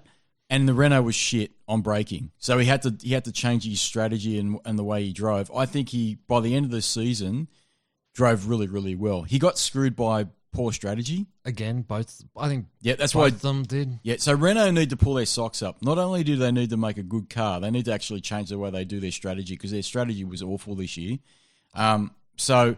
But I think he's definitely, for me, he's a B. Yeah, I think he's definitely done more than I expected him to do. And I know I'm biased, but I think if I look at all those factors, he's a solid B. He's done well. Yeah, and to walk out of this year still motivated for next year. Yeah, that's a good sign. I think so. Let's move on. Toro Rosso. Dun dun dun. Dr. Helmet. I would say I would give Toro Rosso probably a B+. See, I was thinking a C, because again, they've had a couple of podiums. I think Kvyat's done. That's why I give him a B+, because of the podiums. They've had a couple of podiums. Yeah, okay, no, B, C+. I'm going to go C+. Okay. I don't think they've had a standout year. I think they've been in the right spot at the right time for a couple of things that have happened, like, poor old Albon getting taken out by a certain world champion and things like that. They've had a good year, not a standout year. There's no... We've got to remember where they are in the pecking order. Oh, they're well down the pecking order. So they've punched above their weight in where they are. I mean, basically... Well, they almost beat Renault. Yeah, basically they are a feeder team for the big boys. Yeah, that's right. But they almost beat Renault too, so you got to remember that. And yes, that was based on freaky results like Gasly's second place at Brazil. But at the end of the day, I think they did really well. They have to. Look, yes, they've got those freaky results, but they have been in the position to take advantage of those. So they're not a Williams. No, we'll get to that. We'll get to that. I say B, you say C. C. Okay, I'm going to go with C. C+. Okay, it'd be nice because they've not had a bad year and such. All right, so they've had some driver changes, but we'll go with the consistent driver that they've had, which was Kvyat. I think he's been... I was surprised that he got looked over for the promotion to the big seat. We went into that. I think he's out of favour with Dr. Helmet Marko. We should have asked Helmet. We forgot to ask him. Do we get to ring him back for Toro Rosso? See if he's available. I don't know if he's available. Yeah, it's... I don't think they've had a bad year. Kvyat's had a really good year. For him... to be demoted from the big boys and have a year where you haven't sucked, but you haven't excelled. So what'd you give Kvyat? I gave him a C. I'm going to give him a B+. Yeah. I'll tell you why. Because he walked tall the first part of the season, he was beating all of his teammates, including Albon. He got great results that exceeded expectation. And you got to remember, he got dumped. He's been dumped from Red Bull. Yeah. And he's come back into that team, and then he got overlooked by. I forgot about the whole dumping thing. He got dumped. Remember, he got dumped. Not this year, but he got dumped. Was it last 2017? He got dumped. Was it 16? 2016, he got dumped. Yep. Right. So he's come back, walked tall. He got overlooked for promotion back up to the main senior team at Red Bull. Because Albon got that. Most people would have, cracked, especially being a senior driver. So he's hanging in there. He's stood tall. After that, he's had a good. He's had a great year, right? So he's really done well. So Kvyat is always unfortunately going to be in a junior Red Bull team because he's out of favour with Dr. Helmut Marko, right? Bloody Dr. Marko. Yeah, well, I forgot to ask him that. So that's a problem for him, but he's going to have to figure that out later on. Problem. It's a that's problem. I won't get there, man. What about, now we've got Gasly back in the team. Yep. We've already talked about Albon. Albon did start in the junior team, which was Toro Rosso. Then he got promoted up to Red Bull proper. We've talked about Albon. Gasly got promoted. I'm going to say Gasly is he's a B minus. I was going to go C plus. No, I think he's filling a seat at the moment. I don't think. He had that second. Well, you know what? Since he went back to so let's go. When he's gone back, he's actually done better since he went back. So let's go through it for the viewers that don't know. He started off in Red Bull, the senior team, against Max Verstappen. He was filling the seat that Daniel Ricciardo left when he went to Renault, and he crumbled. Basically, he was way off the pace, and there's a great bit of audio feed where he's almost crying in Bahrain during qualifying because he says, I can't control this car, I don't know what I'm doing, right? And the reason they reckon that is because they've designed that Red Bull around Max Verstappen, right? They designed it for Max Verstappen. And so he's gone into a car that he doesn't know, can't control, doesn't like, and he goes to pieces. It's a very nervous car with very strong brakes. Apparently, it's really difficult to drive, and he had real trouble driving it. Right? Yeah, he was shocking. He's not a bad driver. Generally, he's not a bad driver. No, he's not. He had a shock. It was shocking, right? And he made way too many mistakes. He bent it in inappropriate places, and they dropped him before the summer break, didn't they? So when he went back to Toro Rosso, the junior team, and all the pressure was off him, and he's had a great. It's kind of like the Eye of Sauron from Lord of the Rings. Dr. Helmut Marko wasn't looking at him as much. He's up the other end. He's up the other end of the grid, and you know what? He performed great after that. He hasn't had a bad second half of the season. And then he got that podium in Brazil, and he was a hero. Even though it was a freak of nature, it wasn't based purely on performance. No, but they were in that position to be able to take advantage of that. They capitalised on it. So, he had a great season, I think, at the end of the day, given the shit he went through at the start of it. Sorry, no, I've just brought up. I didn't realise how bad Haas's season was. Oh, yeah, we'll get to that. Yeah, no, sorry. So, we've talked about Toro Rosso. Let's get to Racing Point. I'm going to give Racing Point a C plus. See, I think they're definitely a C. You're a C. They haven't. But they haven't lit the world on fire. No, but I give them a plus for a certain reason. Sergio Perez, I think he's been awesome. He has had their standout year. I think again. What do you give him then? I actually think he's a solid B, maybe even borderline a B plus. He's been consistent. I give Sergio a B plus. Yeah, he's definitely in that little ballpark. Yeah. It's not a bad year for him. No. I don't like the team. No, I don't like the team. No. To me, they just make up the numbers. That team. They're a numbers team. Yeah, they're a numbers team. They're never likely to be up the front of the field. They're there just to make up the numbers, which I personally never understand, but they're there for a reason. The reason I give them a B is because you got to remember they started the year off really shakily because they got bought out by Lawrence Stroll at the last minute. But prior to that, at the end of last year, they were in receivership. Yes, but they have a great facility. They do now. But Force India had a really good facility. But what's his name? Mr. Embezzlement. Oh, what's his name? Indian dude. The Indian guy. Indian dude with a mullet. and a flat Yeah, top. what was his name? VJ.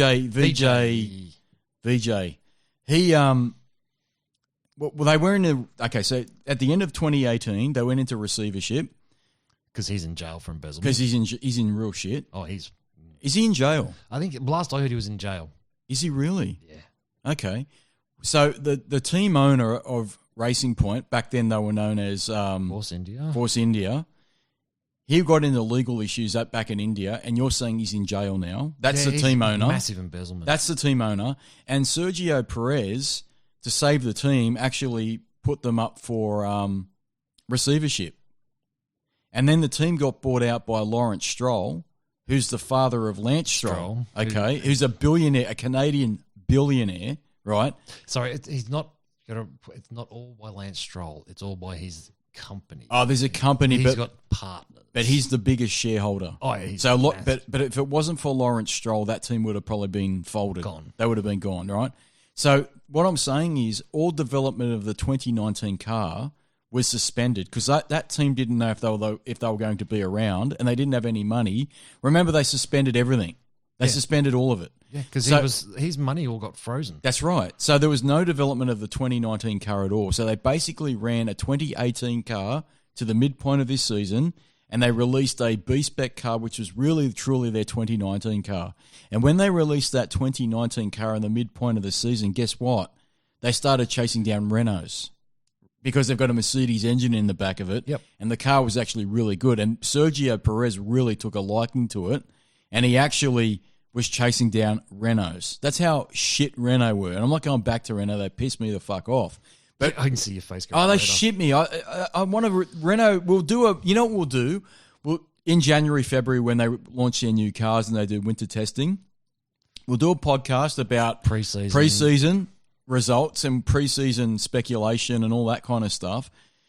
Because I'll talk about Renault in depth in that on that podcast, right? So just to clear it up, his name was Vijay Vital Malay. Yes, he's not actually in jail, but he is the subject of extradition efforts by the Indian government to return him from the UK to face charges of financial crimes in India. That's right. He's holed himself up in the UK. Well, he's in the Ecuadorian fucking consulate. Is he? I don't know. Oh, well, you know what? Isn't that what's his name was? Oh, yeah. Where he held up for years. Yeah. But he's been in the UK for a long time. Oh, a long time, yeah. But as soon as he steps foot in India, he's fucked, basically. Oh, yeah. So accusations of fraud. Yep. He's been released on bail pending further investigations. So they've found him guilty of contempt of court. Wow, he's a lot of trouble. I'll tell you, that team was in turmoil this time last year. But it was a great team. It was a great midfield team, yeah. Yeah, you know, they were. Yeah. This time last year. They had their moments where they were doing really well, you know. And if I'm looking at the, whatchamacallit at the moment, and wow, Sergio certainly stuck it to him, didn't he? Yeah, Sergio's had quite a... You know what? Sergio's awesome. Actually third on the table. Yeah. He's 18 to Lance's 2. Yeah. Yeah, I know. That's what I'm saying. He's one of these people. I've never rated Lance Stroll. I'm pretty sure I'm on record okay, so on these. Before we go into Lance Stroll, yep. Just to revisit, Force India became Racing Point at the end of last year because they got bought out by Lawrence Stroll's conglomerate of companies, and he's a major stakeholder or shareholder of the company known as, that's now Racing Point. So he's a big player in the Racing Point Formula One team. Yep. And his son, Lance Stroll, obviously is a driver in that team. He left Williams to go to Force India, now Racing Point, to work with his father basically, right? Did he leave, or was he just sort of, you know, look, mate, you Mate, haven't done anything. No, you know what? I suppose he carries lots of money. I'll tell you what happened. I reckon what happened. He went to Claire Williams, the team principal of Williams, and said, you know what? My daddy's buying a Formula One team next year. It's going to be Force India, and I'm leaving this bullshit team to race with my dad. Because he can do whatever he wants in that team. Because who's going to hold him up, right? But the thing about Sergio is he basically defended that team, put them into receivership to buy them more time so somebody could come along and buy them, basically, right? Look, he's Sergio's awesome. a great driver. He's awesome. He's, in my scores, he's an A. And you know what? He's been a standout for them. He's an A. And I'll tell you something now. I'll give credit where credit's due. Lawrence Stroll's done the right thing by him by giving him a massive multi-year deal to stay in that team to what, 2022? It's longer than that, isn't it? Oh, it's bullshit. It's like a 2022, massive 2023. Deal. It's the biggest deal in Formula One, not in terms of prize salary, but in terms of length of contract. So you know what? That's great because I'm glad to see someone like that sticking around for as long as he is. He's a good. He's driver. a great driver. So you're giving Sergio an A. An A. Okay, I'm still giving him I think I said B or B plus. Yeah. Okay, Lance Stroll, the other driver. What do you? I've never been a Lance I fan. know. I think he's one of these people who's filling a seat. He's a cocky little shit. Well, you said, and you're right, he was originally a paid driver because remember, Lawrence Stroll came to Williams and basically paid Williams a shit ton of money to put him in that seat because no one else would. Yep. Right? And you and I both, because we've been watching Formula One for so long, we hate paid drivers.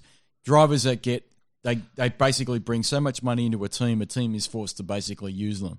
Right, particularly midfield teams or lower end teams. I mean, because they're struggling for money. Anyone who's coming into Formula One comes with a certain amount of money, and the more money you have, the higher up the pecking order you become. I mean, I understand Formula One's a very expensive business, and if someone can bring in some bucks, bingo. Yeah, bingo, bango, bongo. But the thing is, what would you give Lance Stroll? Sorry, I might surprise you with this. He's a C. He's another nothing driver. He's filling a seat. He hasn't done a bad job. He's had some silly mistakes, but he's had no standouts. You know, he's just. I'm going to give him a C plus, and I say that because I think he's actually improved. Been consistent. He's consistent and he's improved. And there was a couple of points. This is what I'm saying. How bad Renault were. There were times when Lance Stroll were fighting with Renaults. 2021 Perez is signed. 2022, sorry. That's what I thought. He's actually the longest.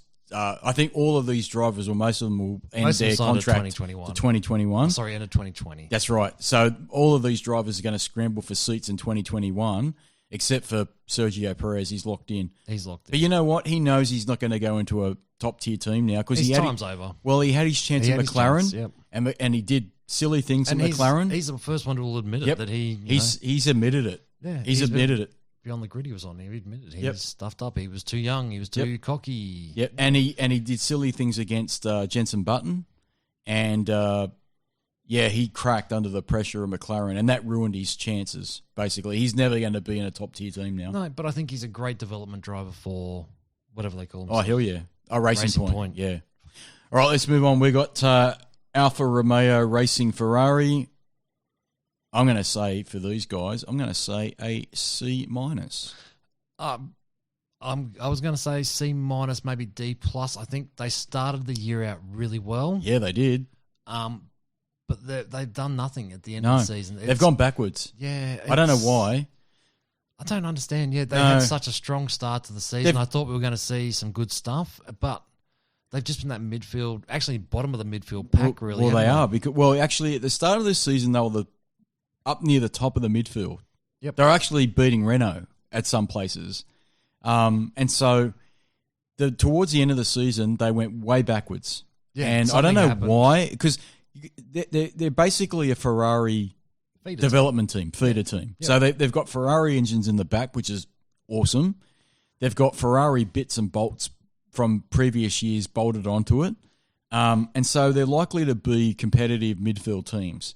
But towards the end of the season, they were way at the back. It's like they've done no development over the year. They haven't really gone anywhere. No. I mean, I think everyone else has stepped up around them, but they've just kept on a sort and they've got a good team too. Like, is it Fred Vasseur who's the team principal? He's awesome. And they've got a great facility. Sauber Engineering is great. That's where Formula One goes to the wind tunnel. If Formula One wants to do anything, they go to their wind tunnel. Yep. It's considered the greatest wind tunnel here. Well, they supply midfield teams that don't have wind tunnels, and so Sauber, which were the original team owners, they rent wind tunnels. Yep. Right. So they earn a lot of money from that, and Alfa Romeo came into it from Ferrari. I think to get more of the feeder teams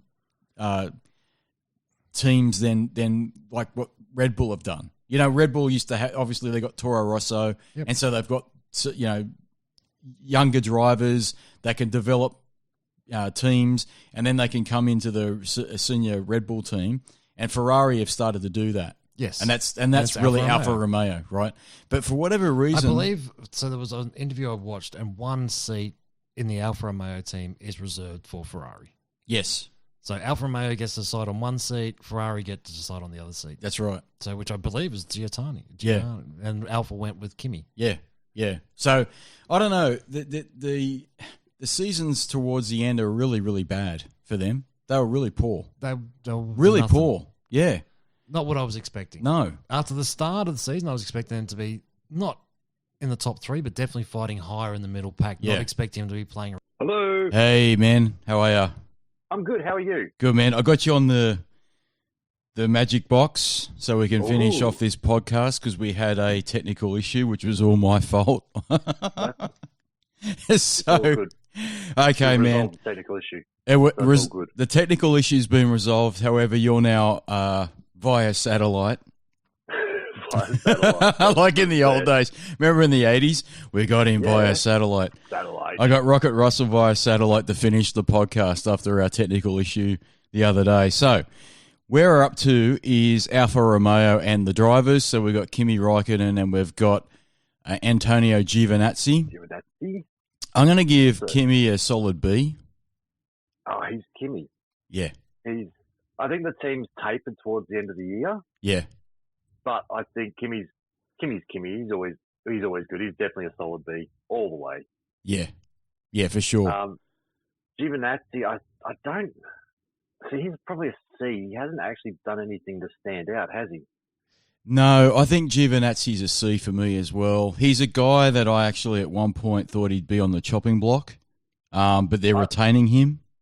Yeah, well, I think there's reasons behind that because whoever they wanted to replace him lost supercar points because of his super license points. Oh, okay. So he's off the grid for another year. Oh, okay. So I'm sure if his points had stayed, he probably would have been entered into it. But yeah, with the points wiped out, he was out. So yeah. And going back to Kimi, I think Kimi's done what he needed to do. He's led the team. He's provided, obviously, a lot of technical input, but it's very hard to shine with a car that I think was definitely fading towards the end of the year for whatever reason. yeah, it started off well, didn't it? Yeah, it did. And I don't know what happened to it. No. And like I was I don't saying know. before our technical issue, they were actually hunting down Renaults at the start of the year, like comfortably. Yeah.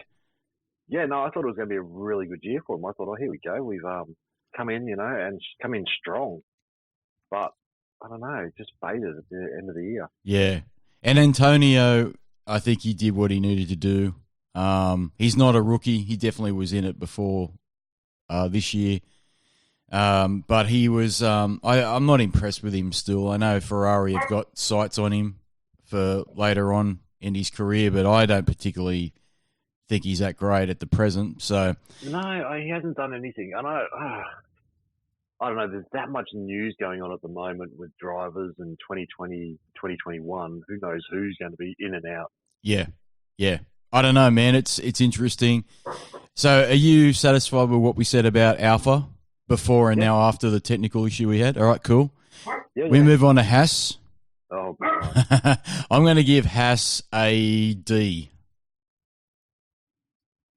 I was thinking F plus D minus.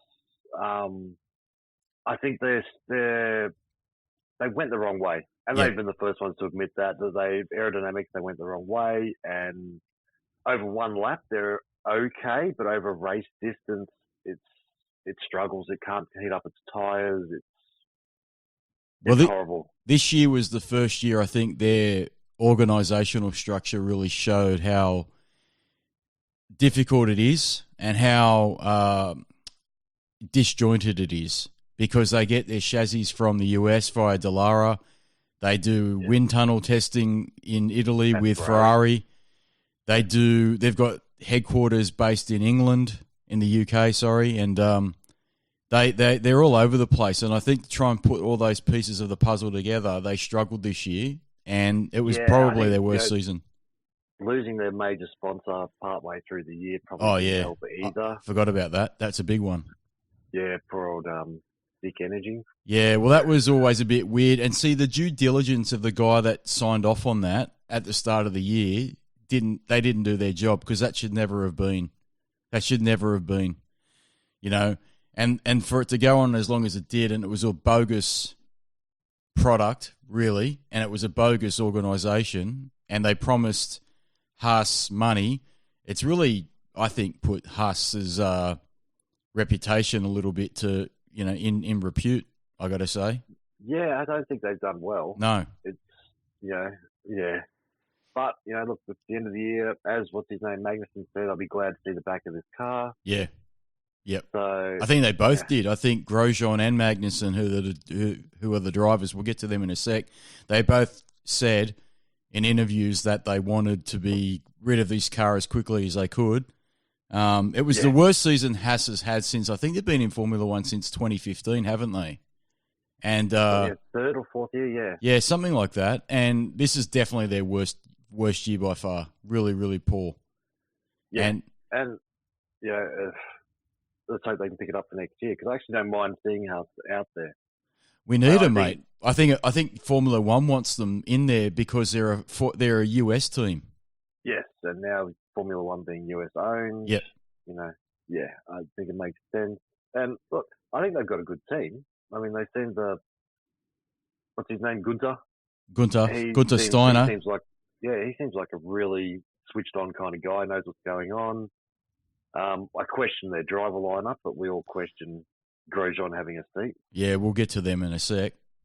Yes, but I'm with you. I think Gunther Steiner's a good player. He's a serious guy. He's a guy that's leading the team really well. Yeah. And so behind the pit wall, I think they've got good people.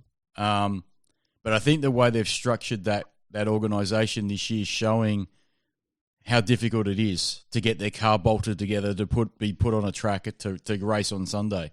I don't think it's working.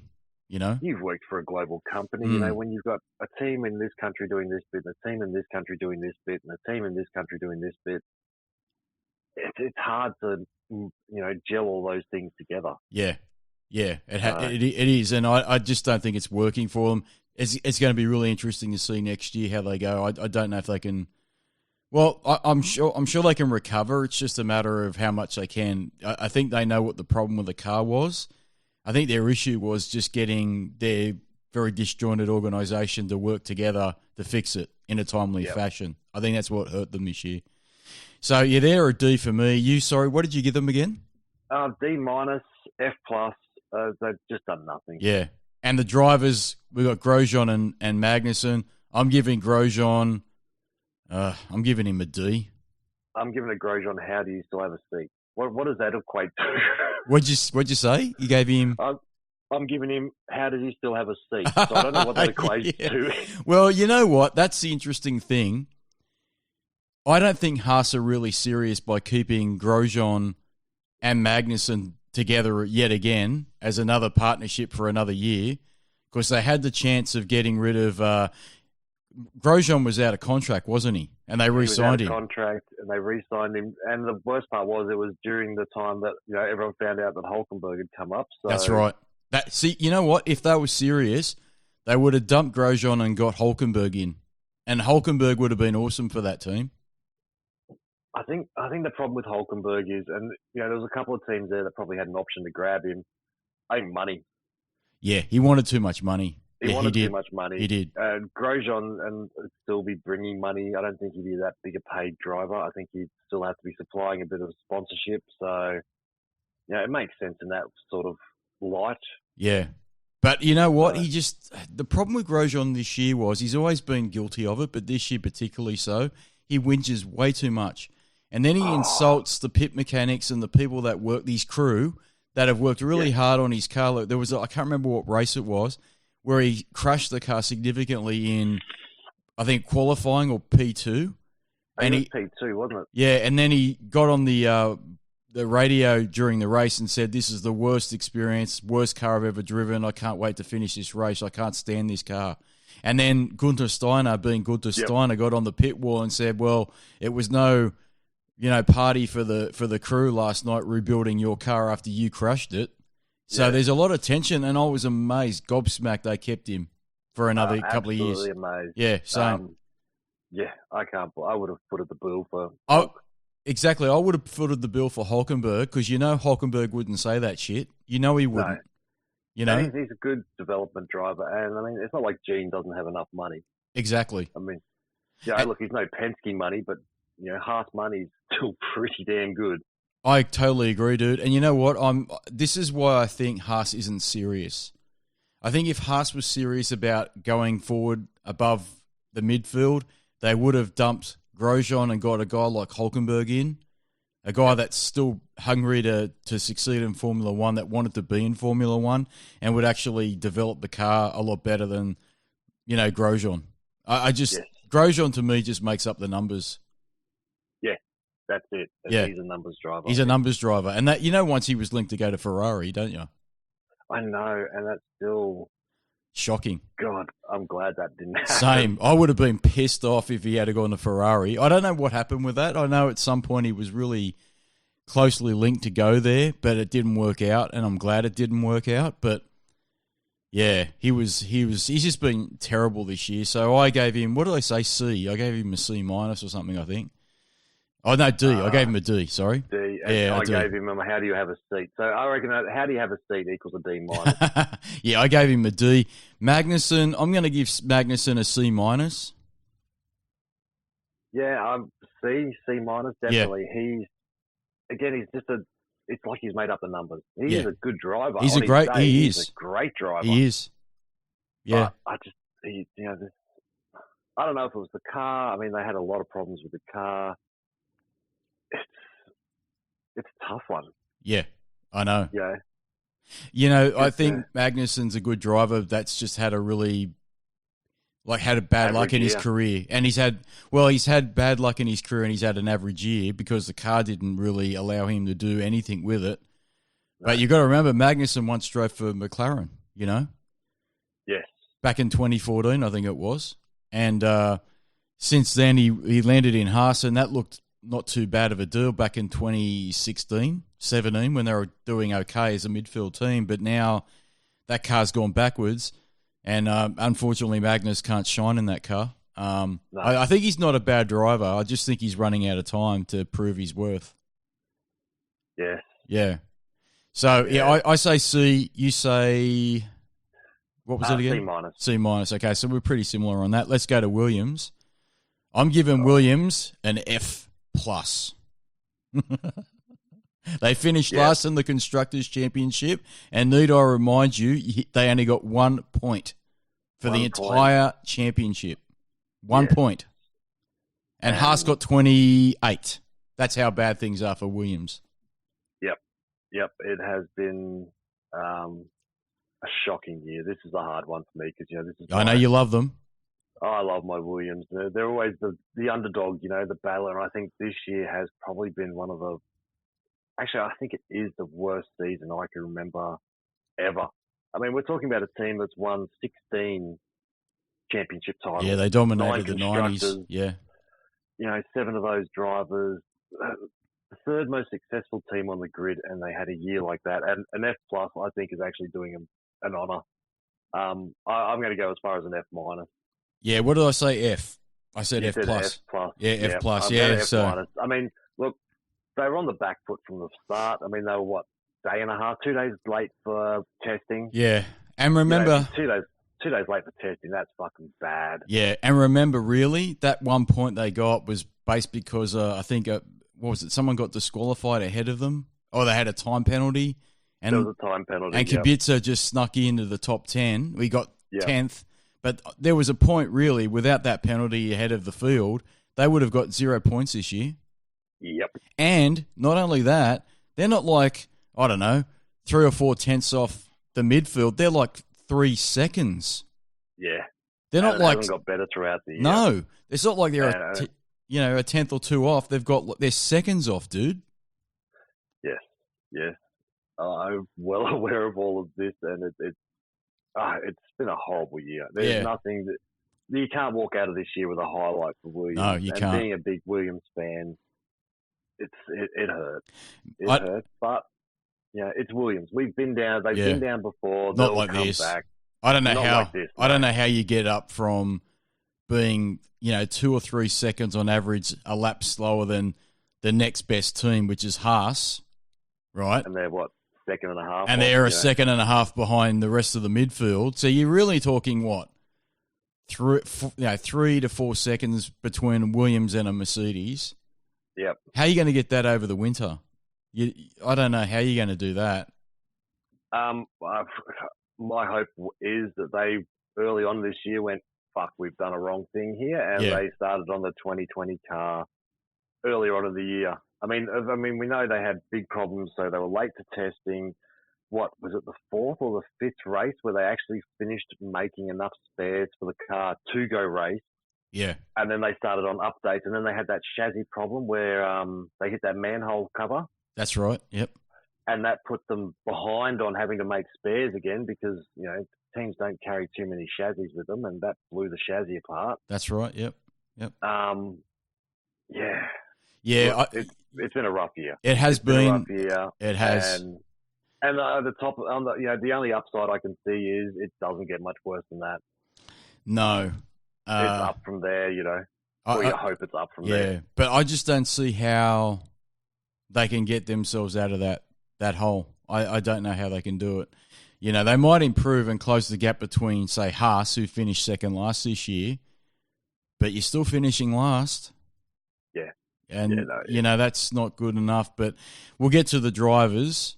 We've got Kubica and we've got George Russell. Yep. I'm giving Kubica, unfortunately, an F+. Yeah, look, I'm going to give him a D+. Right. And that's purely, I'm giving him a bonus point because he made it back. I know. I agree. He's had a shocking year. He's been out-qualified by a rookie in every race.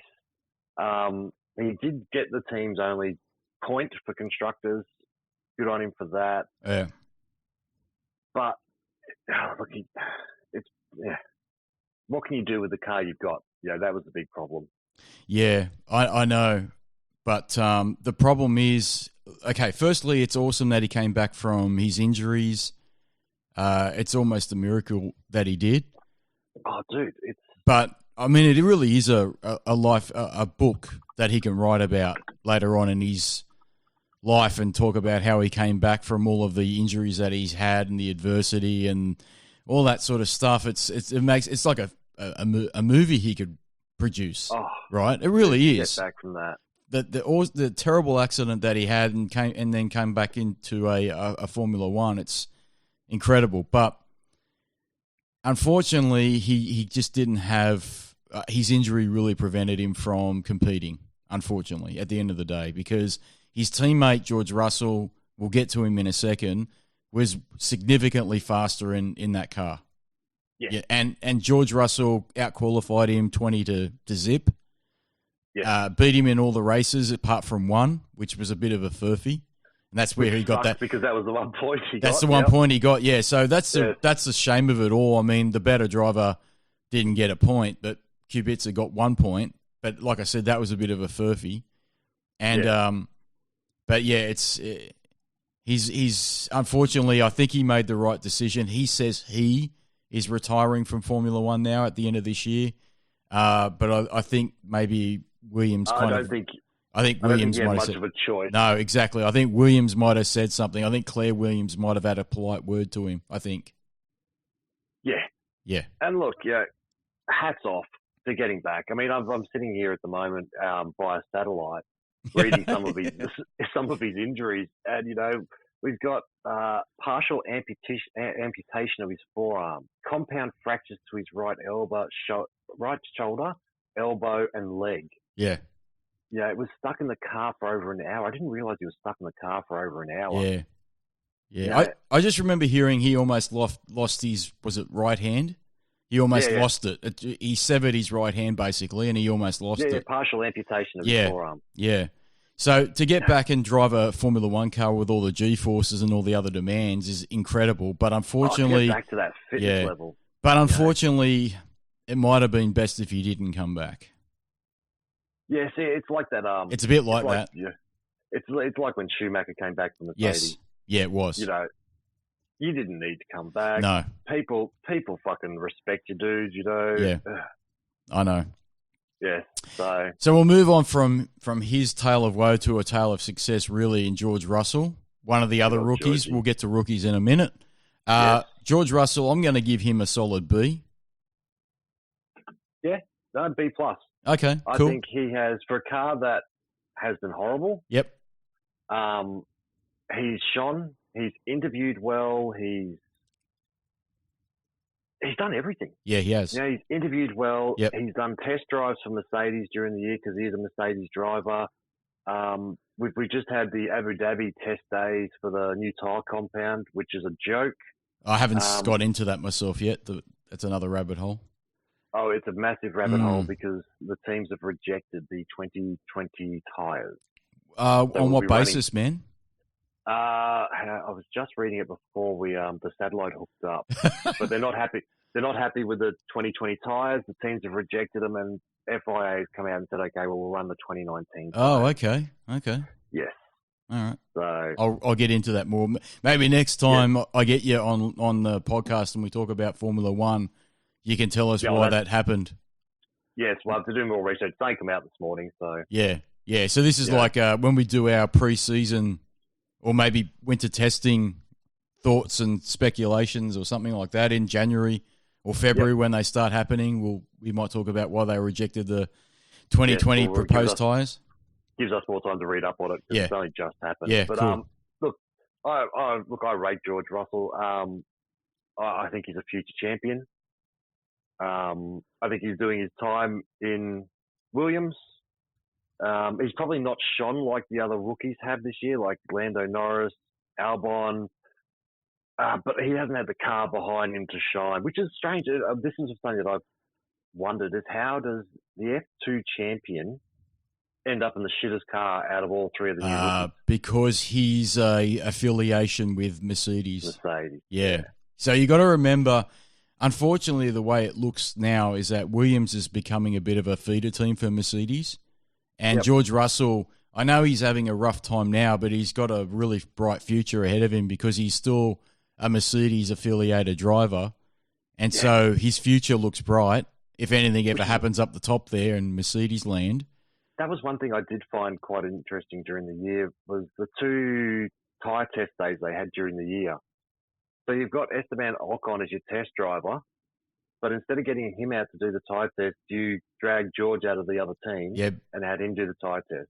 Well, that's because... This is before Ocon signed with Renault. Yeah, but I think because the paint was not quite dry on that contract with Renault and Mercedes knew that he was probably going to leave the fold at some point. There's still a link with Ocon and Mercedes. There still is a link. It's just that he's now with Toto. Yeah, he's still managed by Toto, so he still can come back to Mercedes quite easily. But he's now a fully fledged Renault driver, which is good for him. I think it's good for Renault too. But I think George Russell, he's still got the tethers very much tied to Mercedes, and he'll benefit in the future. And I don't think this season's going to really worry him too much. I think he's done everything you said. He's been probably the star of the paddock in a lot of ways, especially in the press. He's never once had a frown. He's gone, oh well, I'm in Formula One. I'm happy. Yeah, the car's shit, but we're going to move on. We'll progress. We'll do this. We'll do that. Yep. So I actually say all 3 rookies this year have impressed me with their interviewing skills. Yeah, absolutely. Well, they're the new future. Max Verstappen was the first wave of that. Those first wave of youngsters that came into Formula One and they could really present well, had cool heads. Nothing ever really fazed them. And they also had the skills on the track to match it. And so these young kids coming through, they're basically bred to do that, from day one. So all of these young guys, they've been so cool, very much the cool customers. Oh, yeah. So do you want to get to the rookies now? Do you want to go through? Yeah. Did we give George? I just gave him a B+. You gave him a B. I gave B+. I gave him a B. So I'm done with Williams. Are you? Yeah. Okay. We've wasted too much time. Yeah, I think we have too. Now, the last thing we wanted to talk about, and we're going to do it via satellite, which wasn't our original plan. Our original plan was to get this shit done in one day. Rookie of the year. Okay, so let's go through the rookies. Okay, we've got George Russell, Alexander Albon, and we've got Lando Norris, yeah? Lando Norris, yes. Okay, so I don't have a drum roll sound effect. If I did, I'd be playing it now. Ooh. Okay, so my rookie of the year is Lando Norris. Dun, dun, dun. Dun, dun, dun, which was also the inside line rookie of the year, I believe. Oh, okay. Well, I didn't know that, but I'm just basing that on the fact that I think he's... The reason why I say that is because, well, firstly, it's easier to shine in a McLaren than it is in a Williams. Yes. But I think that he's shown that he's as good as a much more experienced counterpart in Carlos Sainz Jr., who was his teammate at McLaren. Yes, he got out-qualified by Carlos. I think he got out-qualified by Carlos. No, he ended up winning. He ended up beating Carlos, yeah. But in the races, the race results... in the results, he kicked his ass. Yeah, exactly. So Lando did really well. So Lando beat him in qualifying, but in the race results, Carlos Sainz beat him. So tit for tat. That's what I mean. It was a very competitive pairing. And being in the pressure of a McLaren that's performing well, certainly better than its... a Renault which supplies engines to McLaren, the eyes were really on him, and he was a cool customer. So for me, Lando Norris gets the nod. I could have easily said Alex Albon because Alex Albon, did well enough to get the nod from Dr. Helmut Marko to go to Red Bull proper, the senior team, and then be the teammate for Max Verstappen. And has kept that seat. But it's not been long enough for my liking. I would have liked to have seen more time at the Red Bull senior team alongside Max Verstappen for me to make my judgment on him being Rookie of the Year status. So we won't get that opportunity now. That's fine.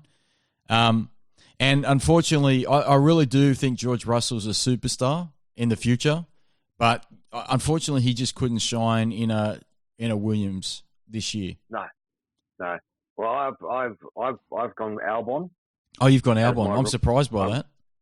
Oh, look, my heart's George. I thought you'd say George. I thought you'd say George Russell. My heart's George, but I've actually really enjoyed Alex Albon as well during the year. I think he has done some great drives. Getting promoted, like you said, to the big team. Yep. Same as you. I would have liked to seen him stay at Toro Rosso maybe for the rest of this year and been promoted next year. I understand the Red Bull, had to do something because they were unhappy with their driver lineup. Yeah. Yep. I think what race was it where he did the exact same qualifying time as Max Verstappen? Oh, that's a great question. I can't remember. Was it Brazil? I can't remember. But it was the exact same qualifying time as Max Verstappen. That was like, I think that's what cemented it. I'm good and I can do this. I can. I actually really feel sorry for him because fucking that dirty Mercedes driver, giving him that knock on that last corner for his first podium. That was harsh. Yeah. Well, you know what? I can live with your decision because he is held strong where others have faltered. This is Alex Albon. So he's retained his seat where others have come up against Max Verstappen in the Red Bull and have faltered and ended up being given the flick by Dr. Helmut Marko. And he's retained his seat for now. So he's done better. He's done more than Kvyat ever could. He's done more than Gasly could. So I don't disagree with your decision on that.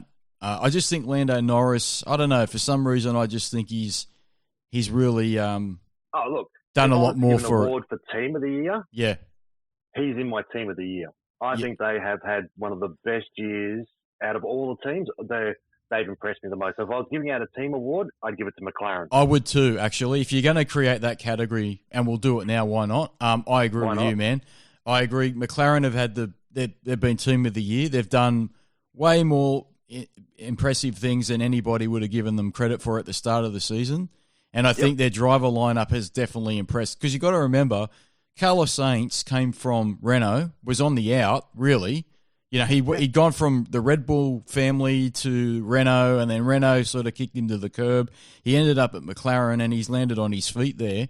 And Lando Norris was a rookie, came in and did, you know, nearly as well as a job. Exactly. And nearly. You know, the year has, I mean, I'm looking at the constructor standing at the moment. So Mercedes 739, Ferrari 504, Red Bull 417, McLaren, Renault 145. Yeah, and then incredible. Under them is Renault. Yeah, 91. Renault. Yeah, that's right. You know, they beat outshone the works manufacturer team. Exactly. That's a big blow to Renault too. That really is. Massive blow. Yeah. And don't forget too, Renault might have got pipped by the post at the end by Toro Rosso. Because Toro Rosso was, 6 points they behind were on 85. Yep. Yeah. That's right. McLaren would have been my standout for the year. They were team of the year for me. I totally agree with you. I really do. So, you know what, Russell, we finally got there. We got through all the categories we wanted to talk about. I didn't want to go through what race of the year it was and all that shit. I can't remember it, you know? No, I can't remember. But, you know, yes, we've got through the... Yeah, we got through it, man. Yay! Yay to us. Fuck, we did it! Jesus Christ. What a marathon. What a marathon of a podcast. We finally did it. It's been interesting. Now I've got to edit the shit and put it up on the internet. That'll be the next little challenge I've got for myself. It's funny how we normally whip out 2 in a day, and we've managed to do 1 over how many days? 4 or 5. It wasn't good. It wasn't good, and a lot of it, of course, was all my fault. But Rocket Russell, mate, thank you firstly for the weekend before. You know what happened with that. I appreciate that. Thanks for coming back and getting on the satellite and telling me about, or talking to me about, the rest of our categories and awards and whatnots with Formula One for 2019 for the season. Thanks for being part of the podcast this year too. I've appreciated it. You've been a star. I'd give you an A+. Oh, yeah. Oh, I know. I'm blushing. I know. I'm always tearing up. You know? I know. So, yeah, mate, thanks for being part of it. Congratulations on the 50 again to you and my favourite sock puppet. Thank you. Thank you, Rocket Russell. It's been a pleasure working with you this year. That's right, sock puppet Jason Relaxation. Shut the fuck up. All right, man. I'll let you go, and thanks again for your help this year. No problems. We'll chat soon. We'll chat soon. Thanks, buddy. Thanks. Goodbye, crowd. Have a good Christmas to all those people. If we put this up before Christmas, I'll be putting it up before then, man. If he doesn't put it up before Christmas, I hope you enjoyed your Christmas. That's right. Thanks, satellite, for working, you fuck. Yeah, rock on the satellite. All right, man. I'll catch you later. Right. Chat soon. Bye, soon. People. Bye-bye. Bye-bye. Thanks, Rocket Russell. Thanks for the 2 people who have been listening to this bullshit podcast. Thanks for Dad for letting us use your garage. I'm sorry I read about Formula 1 in 2019. I can't help it. Lots of things have shit me this year, like Renault's performance. It's been a fucking disgrace. It's something that needs to be improved on, and Haas is an absolute fucking abomination, let alone Williams. And hopefully next year we get more exciting races, but I fucking doubt it because the regulations stay the same. We'll find out in only a couple of months. And until then, you can roll it, monkeys!